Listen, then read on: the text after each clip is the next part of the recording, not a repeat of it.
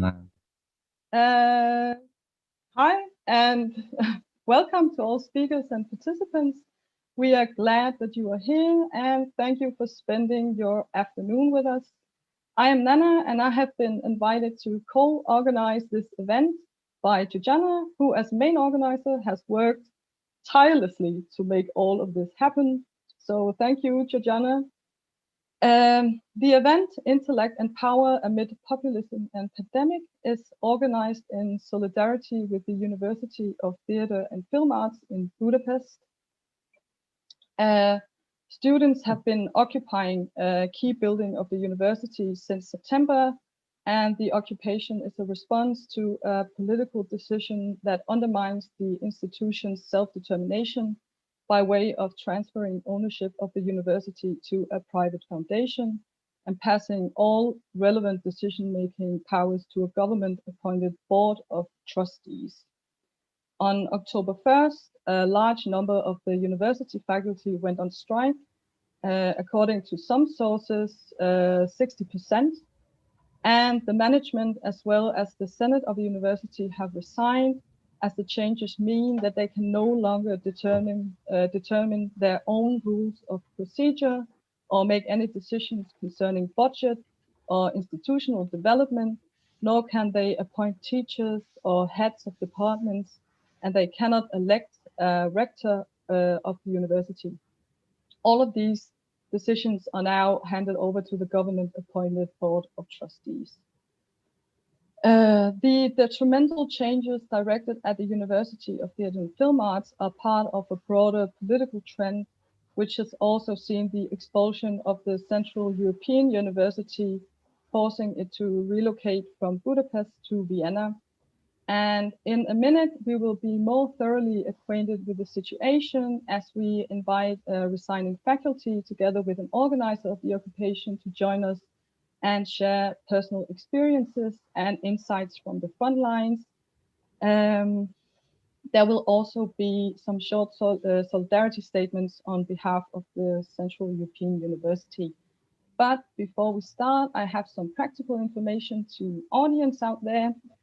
I am Nana, and I am the moderator of the first part of the event. Kiri Baraksi is the moderator of the second part of the event. Between the two panels, there will be a short 10-minute break, like approximately 10-minute break. The event concludes with a Q&A session where audience can ask questions in the chat on the connected to the YouTube live stream, and we sincerely hope that you do so. Questions will be posed at the very end of the event. Please keep them short and concise. That way we are able to go through as many questions as possible. And we also ask that audience specify who your question is directed at in order to avoid any confusion. And also we ask our speakers who are not speaking to turn off their microphones so we can avoid background noise and stuff. Just a gentle reminder. Thank you. And yeah, now we have our first talk. It's titled Opening Dialogue on the Meaning of Faculty Resignation and Students' Occupation. And we present resigning faculty and film director, Dr. Ildiko Enjedi, who will be in conversation with one of the organizers of the occupation, Aaron Senpeteri, who is representing the voices and experiences of the students. And finally, Dr. Enjedi will have a conversation with the former Minister of Culture, now Professor of Political Science at the Central European University, Dr. András Bocok. Welcome to all of you, and the stage is yours.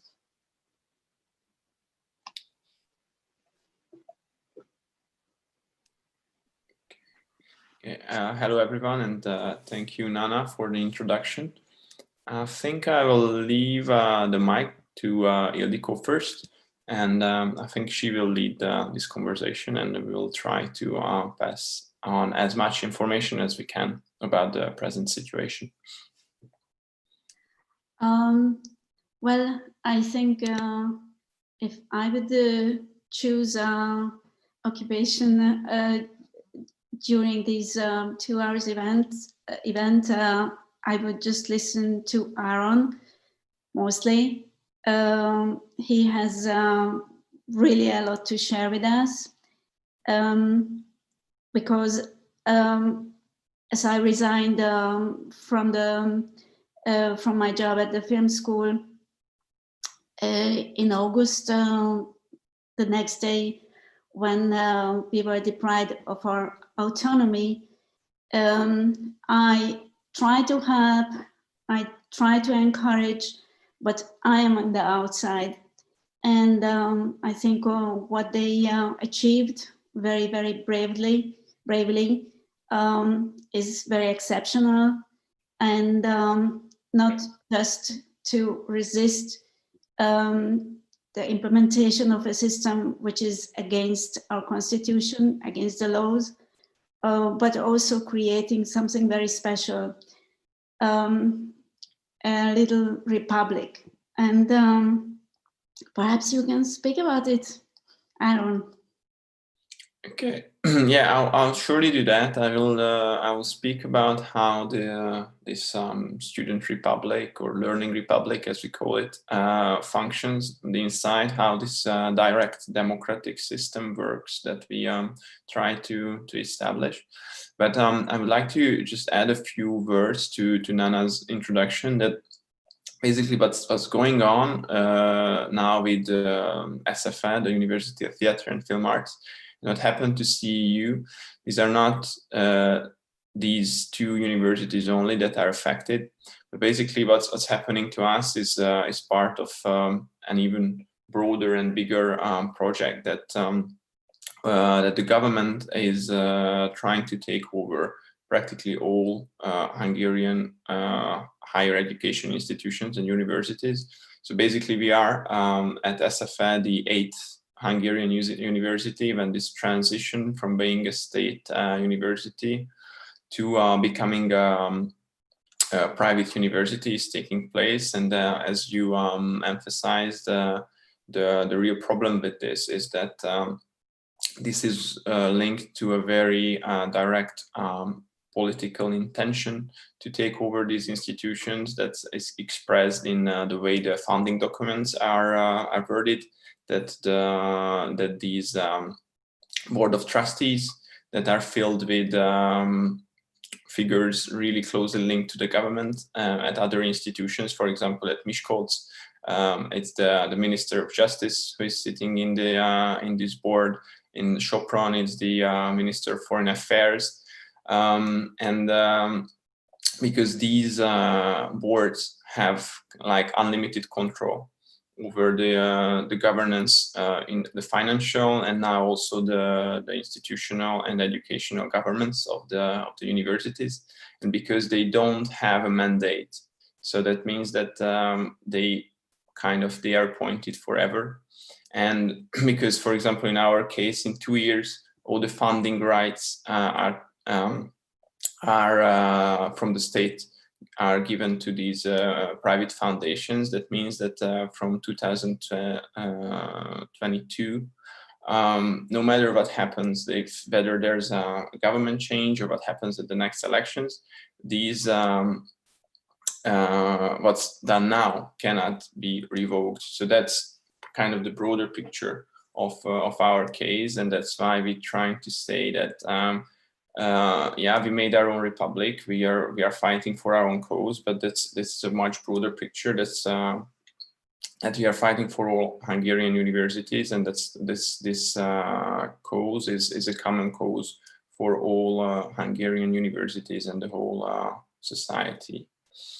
Okay, so that was like kind of the little drier introduction to the topic, and what Ildikó said, that if we try to look at this occupation from a little bit broader perspective, I think what's happening here is that after the first 2 weeks, this learning or university republic was funded, then that means that basically it gives a kind of progressive example of how we imagine living and studying in at a university should function.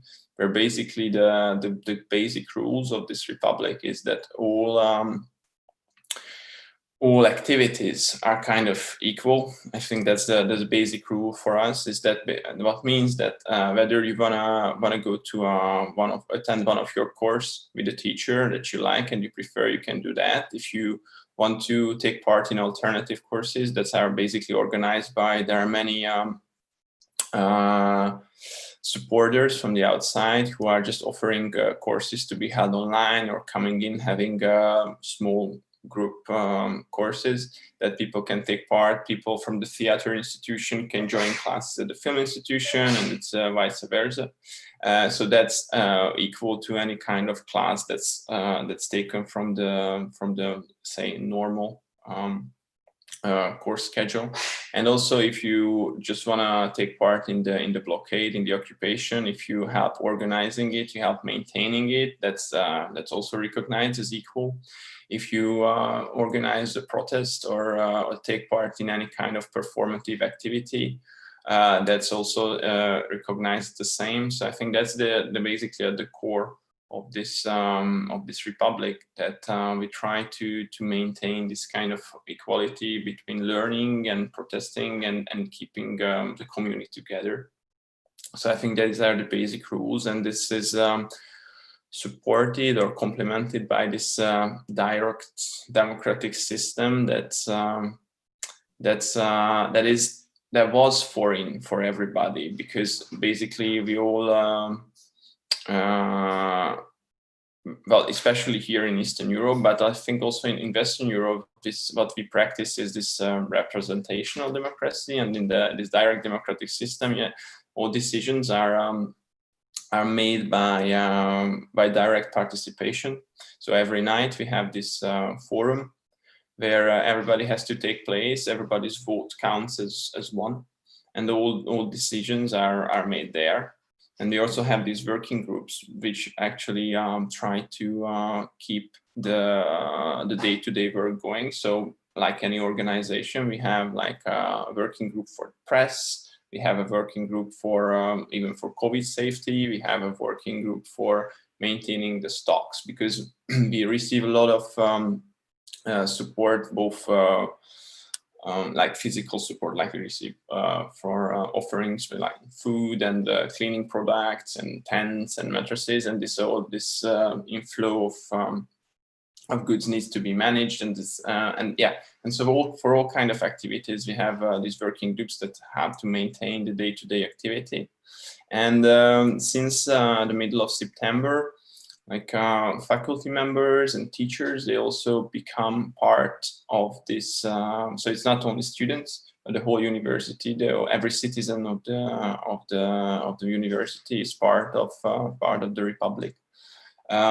So I just said it. So yeah. So it's basically not just, because I forgot to say, it's not just a student occupation, but it's kind of all citizens of the university are making up their own republic now. And I think and I just say one more thing, and then I think I pass the word to Ildiko to make this more conversation and not just a speech from my side. But I think it was possible. So we have to know that our university is the smallest in Hungary. We only have like 450 students and 100 faculty workers and like 150 teachers. So that's not much. That's around 700 people all in all. But the traditions of this institution, that there is very strong and direct. So basically, the all classes have a number of between 6 and 15 students, and there's a very direct connection between the teachers, like the masters and the students. And I think this tradition really helped a lot to organically build this republic, because at bigger faculties and in occupations that happened before, like what happened in Zagreb or even before in '68, like the big occupations in Paris, there was always a big like a distance between what the students wanted and what the faculty member, the teacher wanted. And these differences very often, or almost, I think, every time led to like this rupture that led to the kind of the end of the occupation, because the interests were so far that after a month or 2 months, the tensions grew so much that it needed to lead to an end. And I think in that aspect we are lucky. Because we don't have these big distances. We were and always have been close to the teachers and to the students. Myself also an assistant teacher, so I'm like between the students and like the old professors. And so so yeah, I think in that case we are lucky that we are small. On the other hand, of course, it would be a much bigger base to have 20 or 30,000 students, like I know, like at PH or Debrecen at the bigger universities. But I think so far being small helped us to be united, and we hope to keep this going. Okay, Ildiko, I've been speaking for 10 minutes, so it's your turn now.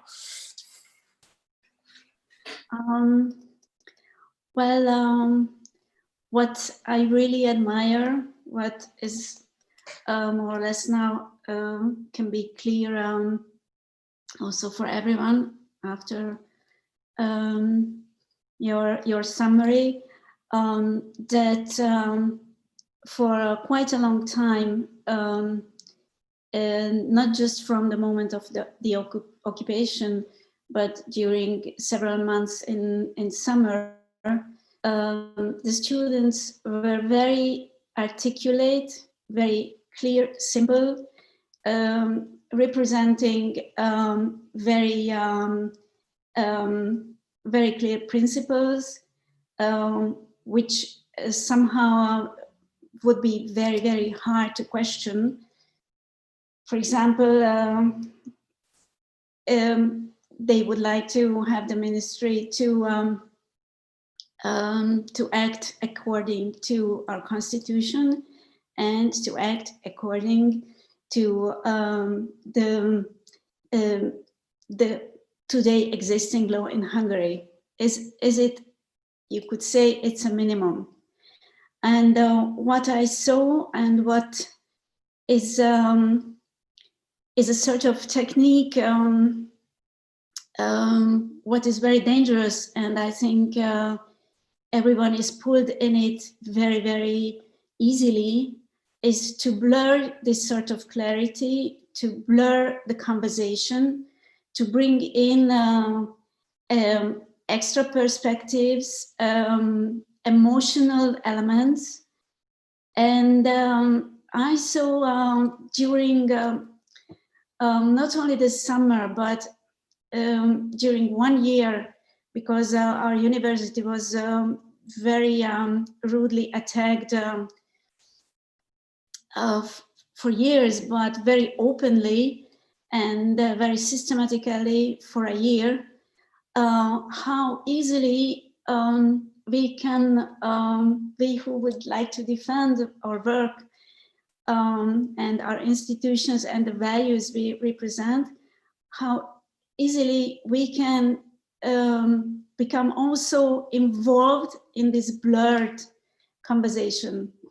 And for myself, in all my life, I just tried to keep a sort of clarity in what I say or how I act, independently of certain necessities of activism. So sometimes I seemed a revolutionary, sometimes a traitor, sometimes cautious, sometimes stupidly daring. And it was not me who was changing. What I really admire, that this sort of inner principle, which I can't always, but I try to make my rule, my inner rule for my life, is functioning fully and flawlessly in such a big community, because for sure it's a tiny university, but several hundred students with all sorts of life situations. Well, it's a big bunch of people, and they were systematically tried to be pulled in several very muddy and blurry conversations about who is a real Hungarian, who represents real values. There was also a conversation about if the students have problems with persons, with certain persons appointed, and somehow very, very systematically and very calmly and clearly, they never failed to keep this sort of clarity, what I find essential. In fact, we see a very long series of attempts to find a way to break this sort of unity, which is for sure it's very vulnerable, because we are individuals, also because we are groups with different interests. But for example, the first one was to try to instigate a sort of conflict between the Film and Theatre Institute, trying to articulate the whole problem just concerning the theatre part of the university. It failed. Then there were several tries to raise a conflict between students. You can imagine a student who waited several times, years, to get accepted to this university, who went through a several months long entrance exam, who sacrificed a lot, and then arriving to a university in blockade. And there are other people who are several months distance from their diploma, etc. And it failed. And there were attempts to create conflicts between teachers and students. It failed. The teachers entered in a strike. And then there was a very recent attempt to create a very serious conflict between the workers of the university, who are grown-up people with family, who risk their wages in the blockade. This failed as well. And why it failed? I think it failed exactly because this sort of direct democracy is working flawlessly, because the clarity is not blurred, not even once, and that really needs not just clear thinking, which is not very, very easy in these very muddy waters, but it's lots of work, daily effort. I would give you just an example how easy it is not to be clear when you in fact want to support something or want to stand for something with all your heart and with goodwill. Several years ago, at a certain university, gender studies were, banned. They stopped to open the next class for gender studies. And this was not the decision of the university. This was a choice of the ministry. And I have read lots of very good-willing comments who try to explain why gender studies are useful. And I remember how nervous I was and how irritated I was. And all these people, they just wanted to be really helpful. Because the problem wasn't how useful gender studies are. The problem was who is deciding what sort of courses a university starts, who is responsible for that. Are these the scientific competence or the political one? And I remember how mind-blowing it was to see how difficult it is to articulate clearly, calmly, clearly, and consequently your principles. And as soon as you are dragged in a blurred conversation, in a way, you are lost. So yeah. No, just speaking about clarity, I think I missed, and I would like to just say a few words about what actually, what do we want? Like, I'm not sure if it was 100% clear to everybody that there is a list of demands. So it's not just that faculty is protesting, but there are, as you said, these are very clearly articulated.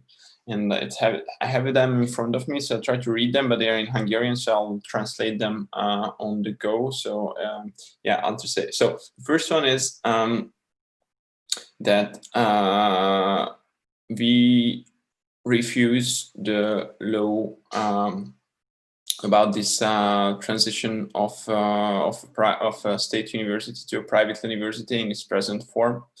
We refuse the Board of Trustees, the way the Board of Trustees was appointed without any kind of negotiations or any kind of hearing the voices of the Senate. And because they were appointed this way, we refuse to accept them. We refuse the founding documents that were worded by this Board of Trustees. And as a consequence, we refuse any leaders appointed by this board. We demand that the rights of the Senate are restored.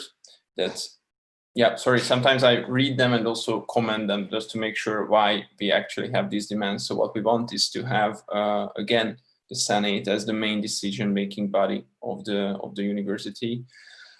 We also demand that the funding documents are accepted in the way that our Senate, how the Senate worded them. We also demand that this present board resigns. We demand that the founding rights are not transformed from the state to the board and the foundation. And sorry, I'll comment here. This is important for what I've said before, because if this transition is done and the state totally backs out from the universities, that means that these changes can remain forever. And whatever happens after an election, this is going to be a private institution, a private foundation, and the state cannot interfere anymore, or it will be a much difficult process from the lawmakers' side.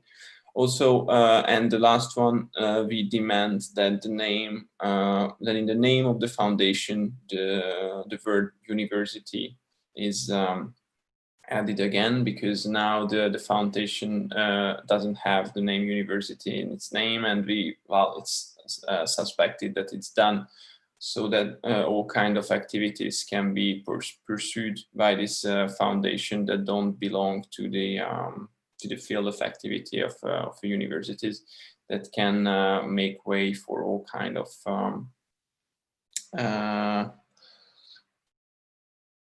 well, activities that can be used to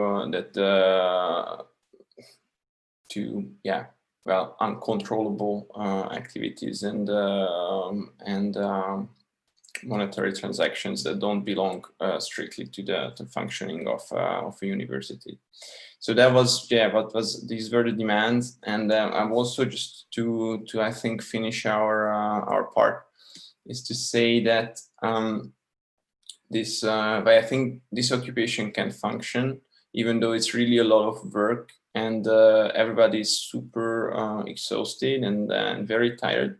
And basically this is just these 1.5 months been an up and down of fatigue and tiredness and euphoria in other moments, and that there is this really strong experience of community that's been, I think, foreign for many people. And I think as a broader thing happening in society, this isolation of people, I think that kind of experience that people, like 100 people and sometimes 200 people meet every night and discuss things, and they practically live together and accomplish things together. This sense of community and togetherness was a bit unknown to everybody, and it's very fulfilling in one way. And also there is something that I can only speak about in kind of the spiritual realm, to say that this common sacrifice, that everybody is risking something and is willing to risk it even after realizing that there are risks of all kind of possible punishments and time not spent directly with studying, and all kind of sacrifices made. And when people realize this and do it together, it's really can just say that it's really gets close to a spiritual experience that's, I think, at least for me, is foreign from my everyday life. And it's a very it's really sometimes a very euphoric experience on one side, and the other side is very, the practical side is very tiring. And I think if you have any questions, please ask them now. And I think if not, we've run out of time. Ildikó, do you want to say anything else? I think I would like to ask András to put some questions also to you, because there is a huge amount of aspects. We had not really time to speak all of the communication of the university for the outside, for example. András. Okay, I'm going to comment a little bit and will ask a few questions. I mean, I am really amazed by your achievement, what you are doing, and that brought a new form of political resistance. It was always individual, and in this summer, the editorial board of the Index, this news portal, they stood up, and also in the students of the University of Theatre and Film Arts collectively stood up against the unconstitutional and illegal steps of the government. I think it should be underlined that it is unconstitutional and illegal. In the past 10 years, there were a lot of different forms of protests, like big marches on the streets.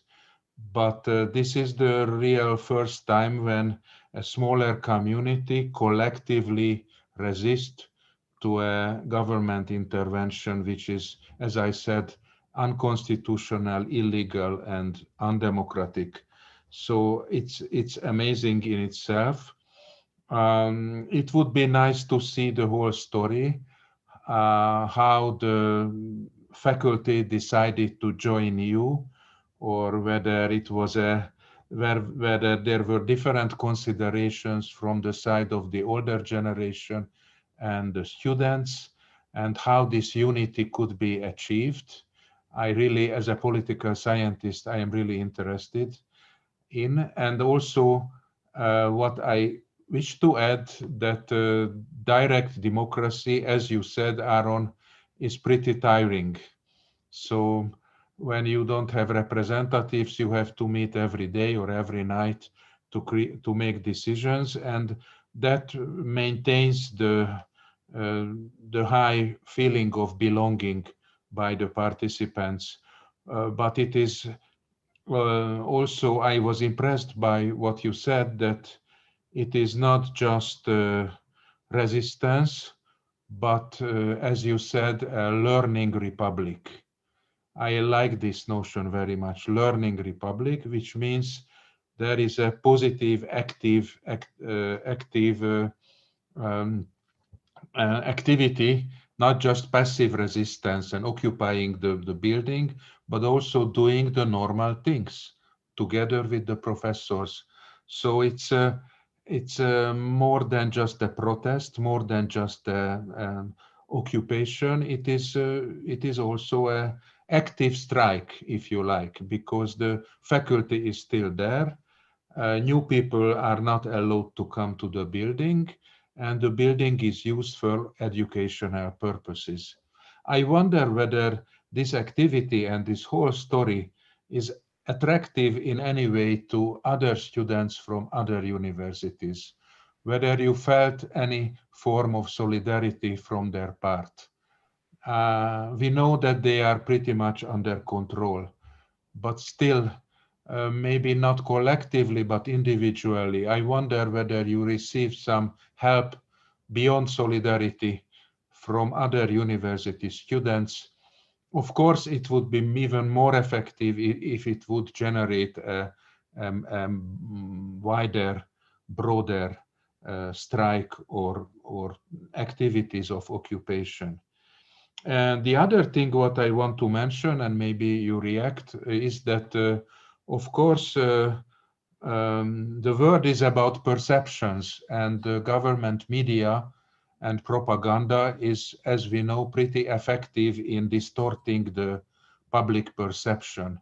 So whatever you say, like these points, these are not visible or readable or hearable in the news. So maybe you need some special connections to like-minded journalists who would be ready to follow your activity more closely and documenting your activity. Or maybe you should figure out something to push your messages through to ordinary people.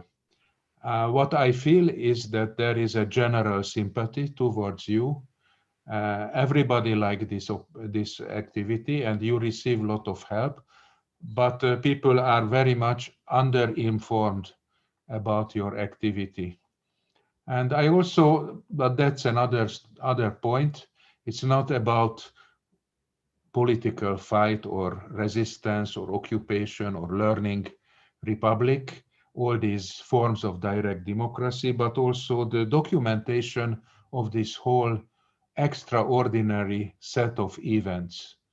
So since you have a lot of film school students, did you think to record at least some of these meetings, or to make a small, if not a documentary film, but at least a documentary out of these activities? Because I am totally convinced that that you set up an example, and in the future, a lot of other people will try to follow your path.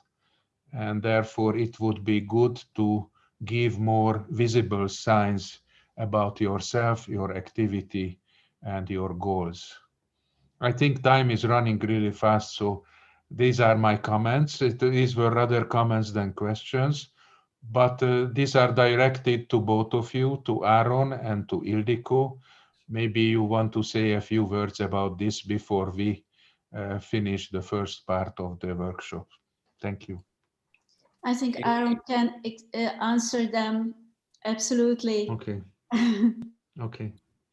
Yeah, so I started the third one. I think that's the easiest to answer. That there is there's a documentary filmmaker crew. I mean, 10 people, so at least 2 cameras are running constantly. So that's that part is pretty much covered. And that's going to be a huge work for them, because already now they have like, I don't know, like hundreds of hours of recorded footage. So just actually completing the film will be a heroic work, I think. And then getting back to your first point is well, let's go backwards. Start with the second, whether whether other universities reacted and how the public is informed. Well, to the first question, I think what's difficult here is, but also made this protest possible, is that there was like very direct pressure on us. So actually the knife was at our throat, and everybody felt it. And with other universities, that's a bit different. So even those universities where the transition to becoming private universities and their senate being stripped from all their decision-making rights, people didn't feel it. Also because these were big faculties, the topic was like the whole thing was going undercover, so basically behind the curtains, and people didn't notice it. So I think it takes time, takes longer for us to actually get through this message. But there have already been some reactions. So like 10 days ago on Tuesday, there were local forums held at 14 universities around the country, which was encouraging in ways. So that was not that hundreds and hundreds of students came, but like 40, 60 people were there and already started talking about the topic.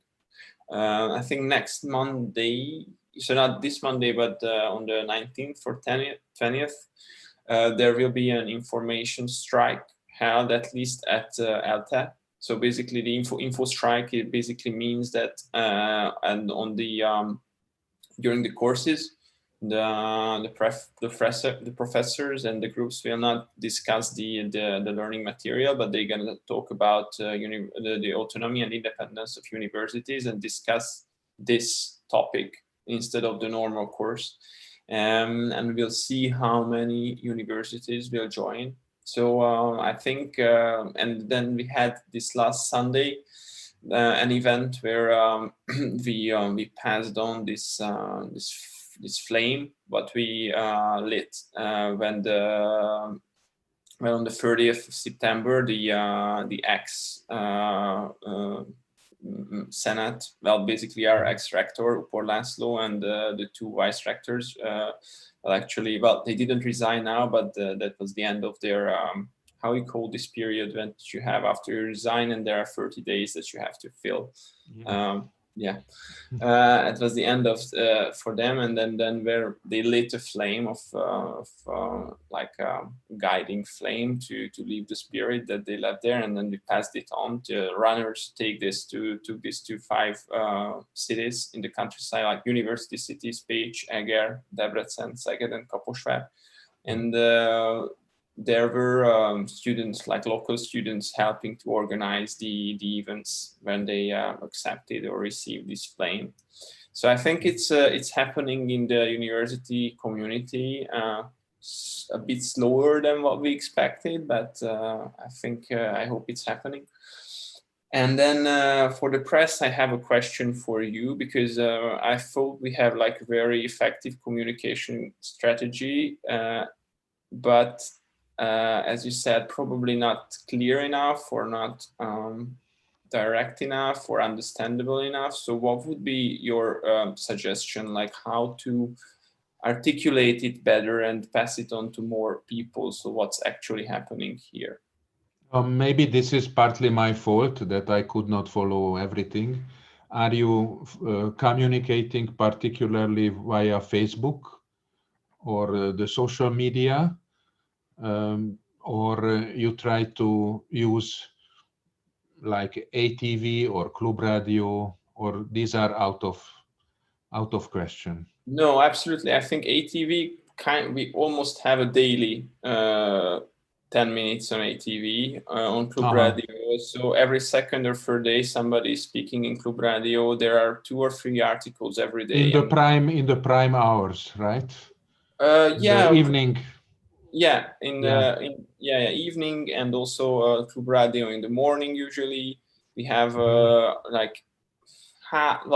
almost every day an article. About the situation of the press, so that actually we reach there are only a handful of non-government owned magazines, or news outlets, but on 444, Magyar Narancs, 24.hu, and Telex now. And HVG. I think they are writing pretty, covering the story pretty extensively. But I noticed though that what we should do. I just read an interview with the new chancellor on the Válasz Online, and I realized that even the journalist who was visibly sympathetic with the cause, he didn't really understand the core of the problem. So that I could see that he tried to push Sarka to actually give proper answers, but he framed all the questions around the person around Vidnyansky, who is the president of the board of trustees, and for a long time the press tried to put frame the whole narrative around his personality, that the problem is him, that he's very aggressive, that he wants to take over the theater scene in the whole of Hungary, including the formation of the universities. But we made it very clear, or tried to make it very clear, that it's not his person that's the problem. The problem is how the government tried to interfere with the independence of the university, and how so it doesn't matter. Let me just say 2 things. One is maybe too romantic, but you are very much at home in the world of performances. So this can be a new form of transmitting the message, like you did in front of the ministry in the street, or maybe something can be distributed before or after the theater evenings. I'm sorry. Among the sympathetic audience. Yes, please. I'm sorry. Just it's so weird, because what is exceptionally shocking, how many events, very successful, very smart, and very effective events were organized actually daily in front of the National Theatre, in front of the ministry, in the heart of Budapest, where thousands of people participated. In this sense, it's I think inside Hungary at least, it reached to many people, and actually this small school brilliantly used this sort of creative energy that, first of all, they are artists, they are used to express themselves.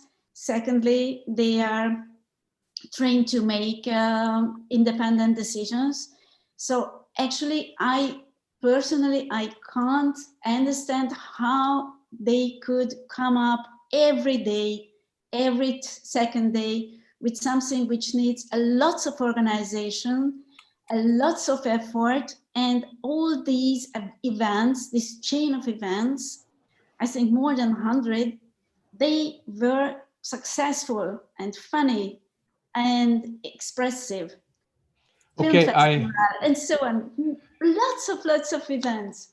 Okay, of course, I believe you, I trust you. Maybe I am isolated. I am now sitting in Vienna, due to the effort of the government to kick the Central European University out of the country. So I am looking the whole events from Vienna, so I should have told this. And obviously that is true what you said. And my point is that not only those handful people should do everything, but maybe other sympathizers should do similar things. And my final comment is that you, Aaron, mentioned a couple of times that if they make it as a foundational school, then it will be forever. But I think it will not be a true foundational school because they will use the taxpayers' money. So the foundation will use the money of the people. So I think I don't see any problem in the future to renationalize these universities if they are now put into different fake foundations. So I am more hopeful about this, but this is a legal question. It can be done, I think, in the future. Yeah, probably it can be found creative ways to do it. But what happened at Corvinus is that a package of 10% of the MOL shares was given to this foundation from the state. So basically the financial base was also privatized. So that's true, but not in the case of this university. But yeah, they did not give that much money so far. Yeah. But if we can see how it happens. But if next summer a similar package is given there, this is basically just what's happening everywhere in the country, that public money somehow just like this becomes private and it's kept in a foundation. Yeah, I'm sure you're right that ways can be found to renationalize it, but it will be more difficult.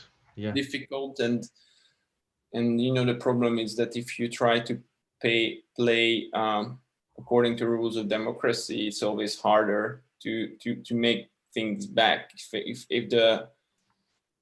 if those on the other side don't really play by the rules. That's true. But we have to keep in mind that this is against the Constitution. Yeah, that's and true.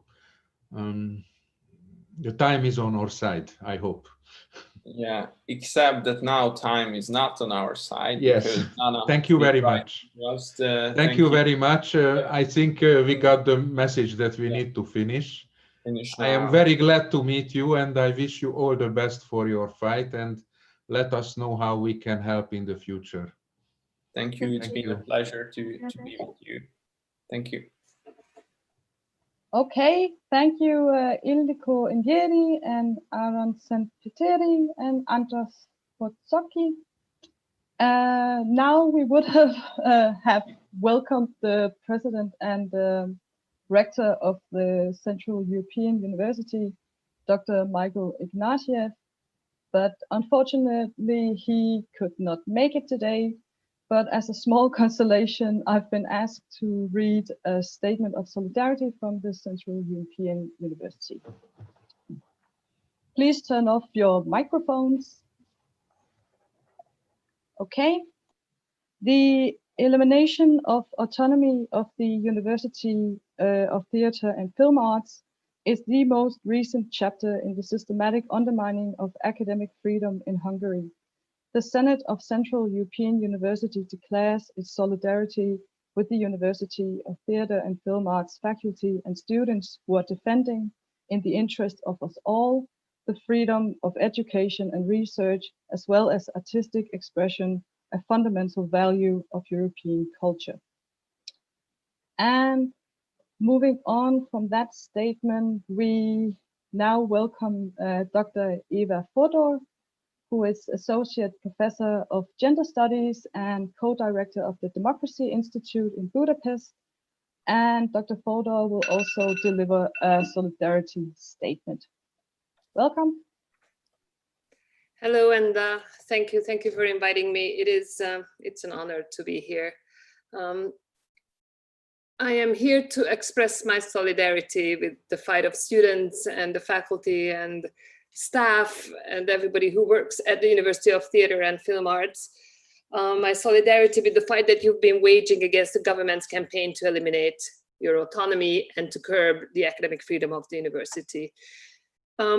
As I was writing this, I thought I want to express a whole lot more than my solidarity, really my admiration and my full and honest support for the fight that you're waging here. So let me say this in Hungarian as well, just this one sentence, if you don't mind. Tehát Fodor Éva vagyok a Demokrácia Intézet, a CEU Demokrácia Intézet kódirektora. És azért jöttem, hogy kifejezzem mély szolidaritásomat, igazi mély szolidaritásomat az SFE diákjaival, tanáraival, összes dolgozójával. Kitartó és igazán szellemes és hősies küzdelmet folytattok a kormány támadásai ellen. Őszinte csodálatom, nem csak szolidaritásom, hanem őszinte csodálatom és teljes támogatásom nektek. So to switch back to English, I am the co-director of an institute, CEU's Institute of Democracy, which is in some sense an act of defiance itself. CEU's Democracy Institute was founded after CEU was forced out of Hungary, and we had to move all our teaching and degree granting operations to Vienna. That's why András is sitting in Vienna right now between his classes. Now, instead of this teaching and instead of our degree granting programs, we established a research institute whose mission is to study democracy in all its manifestations, the history of democracy, democratic or undemocratic tellings of history, the forces that are actively trying to demolish democracy, and of course, those that are trying to rebuild democratic institutions. I think that's András Bozóki being a political scientist. I think he was encouraging you to film what you're doing, particularly exactly because he's a political scientist and he wants to study how democratic institutions are being preserved and rebuilt. You're a wonderful example of that. We feel that studying democracy is vitally important in Hungary. It's really important, not only in Hungary though, but in this region and in the whole world today. I feel that Central and Eastern Europe and Hungary can actually teach a lot, say a whole lot to the world on that topic. And this is especially important in the context of open dialogue and free communication and on the basis of research and scholarly and empirical evidence. Now, in 2017, as you all know, we at CEU faced a very similar attack as SF is facing today. The government passed a piece of legislation which was directed right at CEU. The goals were political, very clearly. It was meant to be an attack against the founder of the university for the purpose of electoral victory. But not only that, it was also against the mission of the university, which is to promote democratic governance, open societies, general liberal democracy. Now, in this new law, the government basically required an intergovernmental agreement between Hungary and the state of New York. We helped negotiate this agreement, and then the government refused to sign it. So that was it. CEU could not really fully comply with the new law because of a decision of the government. Now, I was the pro-rector for social sciences and humanities at the time, so I was close enough to the fire. And that is why I truly, truly empathize with the desperation that university citizens are probably experiencing now. Exactly as you described, on the one hand, desperation, elation at other times, and because it is wonderful to be part of a true, sort of an honest fight. But also the feeling of unfairness and the feeling of injustice and the frustration of having to face the lies and the misinformation that the government and the government-controlled media spreads. So I feel that I think I feel your pain, and a lot of us do. A lot of my colleagues do too. Actually, a comment on gender studies back. I think it is important to try and explain in plain language to the government what gender studies is or was or what it could do. Obviously, and I was one of the people who tried to do that. And I did that with the full knowledge that this is a political attack and it has nothing against the actual content of gender studies. But I think it is important to preserve civility and preserve conversation, and rather than just resort to political action. And I think you're doing both. You have important political action as well as sort of a calm and intelligent discussion and debate. Now, I think you really are putting on an amazing fight, and this is exactly what is needed here. I think you're standing up not only for the defense of academic freedom, or the academic freedom of your university, but those of other universities that Aaron mentioned, but also for the defense of the rule of law in Hungary, of which academic freedom is a part, against the possibility of the governments violating academic and other types of democratic freedoms. So for all of these things. Now, CEU was fortunate, and we could move to a neighboring country and continue our work there. We didn't do that happily. A lot of us are still pretty miserable, and walking into the building of CEU still makes me almost cry every time I walk into the empty building. But we did not abandon the campus, and we hope to fill it with life as we go along. It will be a different kind of life, and it'll take a different kind of shape. As you also know, the European Court of Justice has just struck down Lex CEU. This decision, of course, came too late for the university, for my university, about 3 years too late. But it is perhaps helpful for your fight and for the fight of other universities in Hungary, because even if not, directly, but maybe it reminds, actually, I think it does remind the Hungarian government that at least in some corners of the European Union, the concept of academic freedom, including the autonomy of academic institutions, is taken seriously. Now, obviously, waiting 3 years or moving to a different country is not an option for SFF, as it wasn't for the Hungarian Academy of Sciences or its institutions or those of other universities which are controlled by government-appointed chancellors and committees, and whose senate's been deprived of power, which has been reorganized against their wish or without their consultation. So CEU Senate, the CEU's rector, as you've just heard, but the Senate has already expressed its solidarity with the SFF officially. And unofficially, a number of my colleagues and myself, András included, stood guard on the balcony of the building last week, again, to express our support and our admiration for what you're doing. Let me emphasize again, and I am sure I can say this in the name of all my colleagues, but in this particular instance, I'm just saying it in my own name, that we're truly grateful. We do not just admire your efforts, but we're truly grateful for your efforts. We feel that you're fighting for us as well. You're continuing our fight. So I wish you strength and perseverance. Thank you.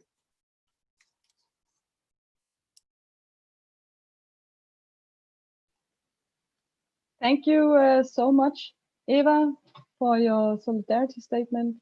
And now we move on to the last and the third and last speaker of the first panel. And for here we have like a little treat for you. We have European and Hungarian champion slam poetry performer, Dr. Peter Molnar, and Peter will give a 3-minute and 15 seconds long slam poetry performance on the student occupation. And I don't know, Peter, if you want to tell just a little bit about what like slam poetry is and the format of slam poetry, and I'll time the 3 minutes and 15 seconds for you on my telephone. Thank you, Nana. And so slam is basically like occupation of a university. Both are non-violent participatory forms of freedom of speech based on equal freedom to all participants. Thank you. Are you ready? Yeah. I'll start the clock. Can I look whether I see? Okay. I don't hear you. You don't hear me. If I hear you, if you hear me, you don't get my words, your words. Two Englishmen are talking in acoustic separation in a corner pub in London. Oh my God! Does she exist? Yes, he does. I'm so glad that we left that mess on the continent. Are you sure Didn't you hear about that great court decision that provided that it was against the law to push out the Central European University from Budapest? How cynical to decide so only when CU is already in Vienna for good. Those cynical Hungarian courts. Where do you get your news from? Trump tweets? I'm talking about the European Court of Justice. It's better late than never. I don't hear you, you don't hear me. If I hear you, if you hear me, I don't get you, don't get my words, your words. Did you hear about the wonderful occupation of a theater and film university since the 1st of September? Come on, a bunch of hot-headed kids. They are brave women and men, together with most of their teachers and other workers of that uni. If the students are kids, then the teachers and other workers are kids too. Okay, but don't tell me that just because that's happening in, I guess, one of the better places of that messy continent, perhaps in Denmark, Sweden, or the Netherlands, where some people can still think away from the post-communist smelling mess, it doesn't change the picture. You really don't follow things. It's happening in Budapest. They are Hungarians. I don't hear you, you don't hear me. If I hear you, if you hear me, I don't get you, don't get my words, your words. Stop it. You won't sell this to me. You are talking about the city and the country where the government pushed out a university which was founded by a Hungarian Holocaust survivor. They pushed out that university from the city where he survived the Holocaust. We didn't fight the Nazis to go with that. I'm a bit surprised. Now, you said something I partially agree with. We are bringing down the walls of acoustic separation, and you know what? Those alleged kids, brave and bright, from 18 to that writer with white hair, shining like a mile-high smile, are doing exactly that. They are banging the walls of acoustic separation, defending academic freedom, freedom of speech, building on the tradition of their university, and providing hope, not only for troubled Hungary, but also for troubled Europe, including still our island. Thank you, Peter, for the wonderful slam poetry. And but Thank you that, so much. yeah, Thank you so much. In a competition, I would have lost a point because I ran out in 2 seconds. But yeah, don't worry about it. Might have been and something to do with my timing. Thank you, and all love and energy to the people of the SFR.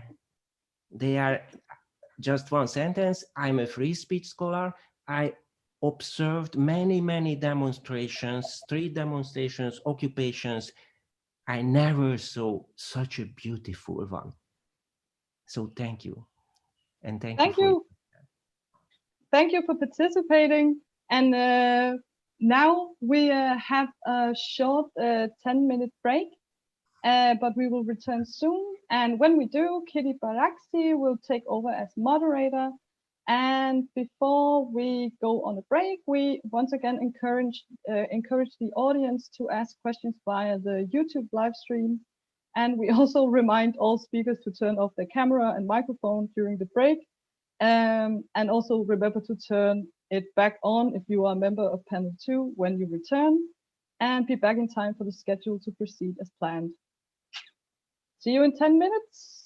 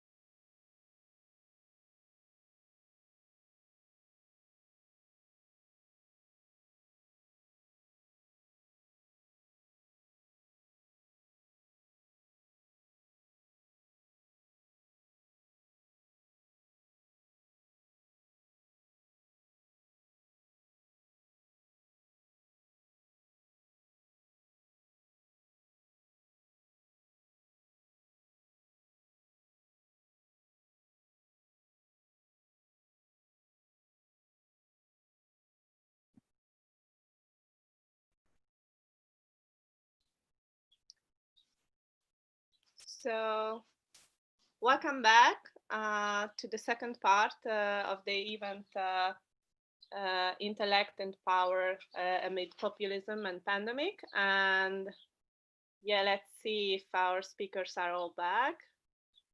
Yeah, and okay. So this panel is a tribute to David Graeber's work. And I think that we can all agree that what we are observing now about the occupation of the University of Theatre and Film Arts really speaks to his understanding of resistance. Just let me add a personal note. I've been really moved by what during the first panel Aaron told about experiencing direct democracy. Many years ago, my first ever proper job was being an educator in a direct democracy-based educational project, and I remember how this experience changed basically my world view. I'm a Hungarian citizen myself, and even if I'm living abroad, I've been following with great worry how people have been losing hope in Hungary, and now it seems that that hope is returning. I see the massive mobilization around the occupation, and I see that the students make people believe that it is possible to imagine a different world. They show resistance, and they do it by establishing ways of collaboration, decision-making, and communication that can be models for others as well. And with that, I think that can bring us towards changing the very foundations of our societies. Our speakers will talk about David Graeber's legacy and will unfold the mechanisms around the rising populism in Hungary and in the world. Graeber's work for sure reminds us that in order to understand this phenomena, first we should look at capitalism and what it has taken away from us. Before giving the word to our speakers, I would like to kindly remind everyone that we have to be strict with our timeframes. Also, I remind the audience that you can ask questions in the comment section on YouTube. So please make sure you add the speaker's name, who your question is directed to. And now let me introduce our first speaker, Enzo Rossi, who is an associate professor in the Department of Political Science at the University of Amsterdam, and also co-editor of the European Journal of Political Theory. He's also the principal investigator of the Legitimacy Beyond the Consent research project. His speech is a tribute to David Graeber's thought on occupation and autonomy. Thank you very much. And it's a great honor to be here. So I wish to thank the organizers, and especially Georgiana and all the other organizers for putting this together. But first of all, of course, I want to thank the occupying students and faculty in Budapest for what they're doing, because it is important not just for Hungary, not just for their institutions, but for higher education, I think, worldwide, to be able to reassert our own autonomies as students and scholars, rather than being subject to external forces. And this is also a message that resonates very strongly with what the work of David Graeber has taught us about these issues. In fact, the occasion in which I met David Graeber was precisely an occupation at my own institution, the University of Amsterdam, about 5 years ago. That's the first time that I met David. And he came as an invited speaker to an event that we had. We had an occupation for about a month and a half with some mixed results. I think yours is looking more hopeful. And one of the things that he told us on closing his speech was precisely to keep doing what we were doing, because that was what direct democracy really, really was. And from what I heard in the earlier talk, in terms of, this new republic that you're setting up, it sounds like you're doing exactly that sort of thing. So I'm extremely excited, and I will try to follow more closely the developments of your own occupation if I can follow them. Unfortunately, I don't understand any Hungarian, but I will try to follow it more closely. But in any case, let me talk a bit about David's legacy. As you know, he died recently, earlier this month, at the end of last month, and that is a great loss, I think, for anyone who is interested in the movement for real democracy. Nonetheless, I think we still have, precisely because he's no longer with us, we still have a lot to learn from him. So what I would like to do very briefly in this talk is to say something about some supposedly or apparently quite remote evidence from anthropology and archaeology and see what this might teach us about democracy today, very much in the spirit of David Graeber's work, because I do think that is the most important of his contributions, precisely how you can have a synthesis between this sort of longue durée, long-range approach to history and anthropology and archaeology and concrete engagement with direct democracy. So let me give you first a little historical vignette, which is drawn from a couple actually of historical vignettes. They're drawn from some recent work by David Graeber, some of it jointly with David Graeber. So about 1800 years ago, the Mesoamerican city of Teotihuacan went through a really deep transformation. In not many years, this urban center, which was one of the biggest in the world at that time, about 120,000 inhabitants, this city abandoned these great pyramid temples and human sacrifice and all these stereotypes that you associate with that sort of civilization. And it became a great agglomeration of, very comfortable, small and modest stone villas, more or less all of the same dimensions. So they had this great transition from hierarchy to equality. And this was not at all an ephemeral transition. So these new structures, both stone structures and power structures, they lasted for about 4 centuries. And this is not an isolated case. Much later in the history of Middle America, when the Spanish conquistadors were already ravishing their continent, you had cities like Tlaxcala that were governed by an elective sort of body whose members were regular and ritually whipped by the citizens, just so that they would be reminded who was truly in power, right? So anyone who knows the conventional narrative about the origins of civilization will find this vignette a little bit surprising, because according to the standard narrative, the history of our species is a history of a more or less linear evolution, right? And once you get to radical inequality and rigid hierarchies, these are no longer reversible. So in broad outline, the standard narrative is this.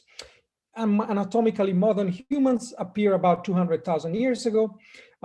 Until the end of the last glacial era, so about 10,000 years ago, they're living in small nomadic bands of hunters and gatherers without authority structures nor significant inequalities. Then you get agriculture, and with agriculture, you get the first divisions among classes, the first cities, the first states.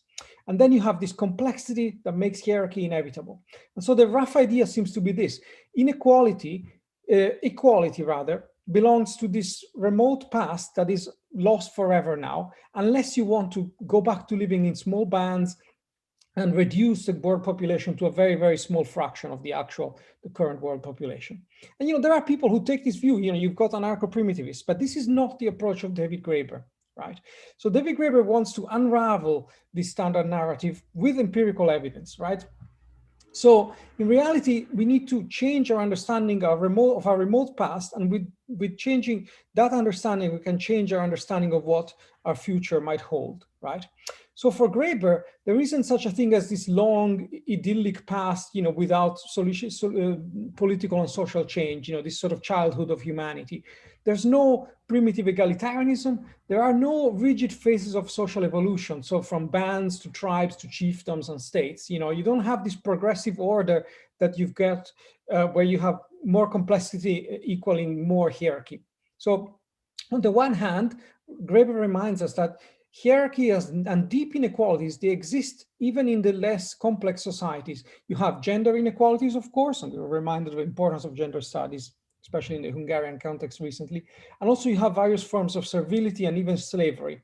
On the other hand, there is no linear progression towards inequality and hierarchy. For example, many hunter-gatherer society, they would drastically alter their forms of social organization depending on seasons. So you've got the Lakota and the Cheyenne in the American Great Plains. They've got a hierarchical organization even with a police force, but only for the time of the year in which they would be busy with hunting bison.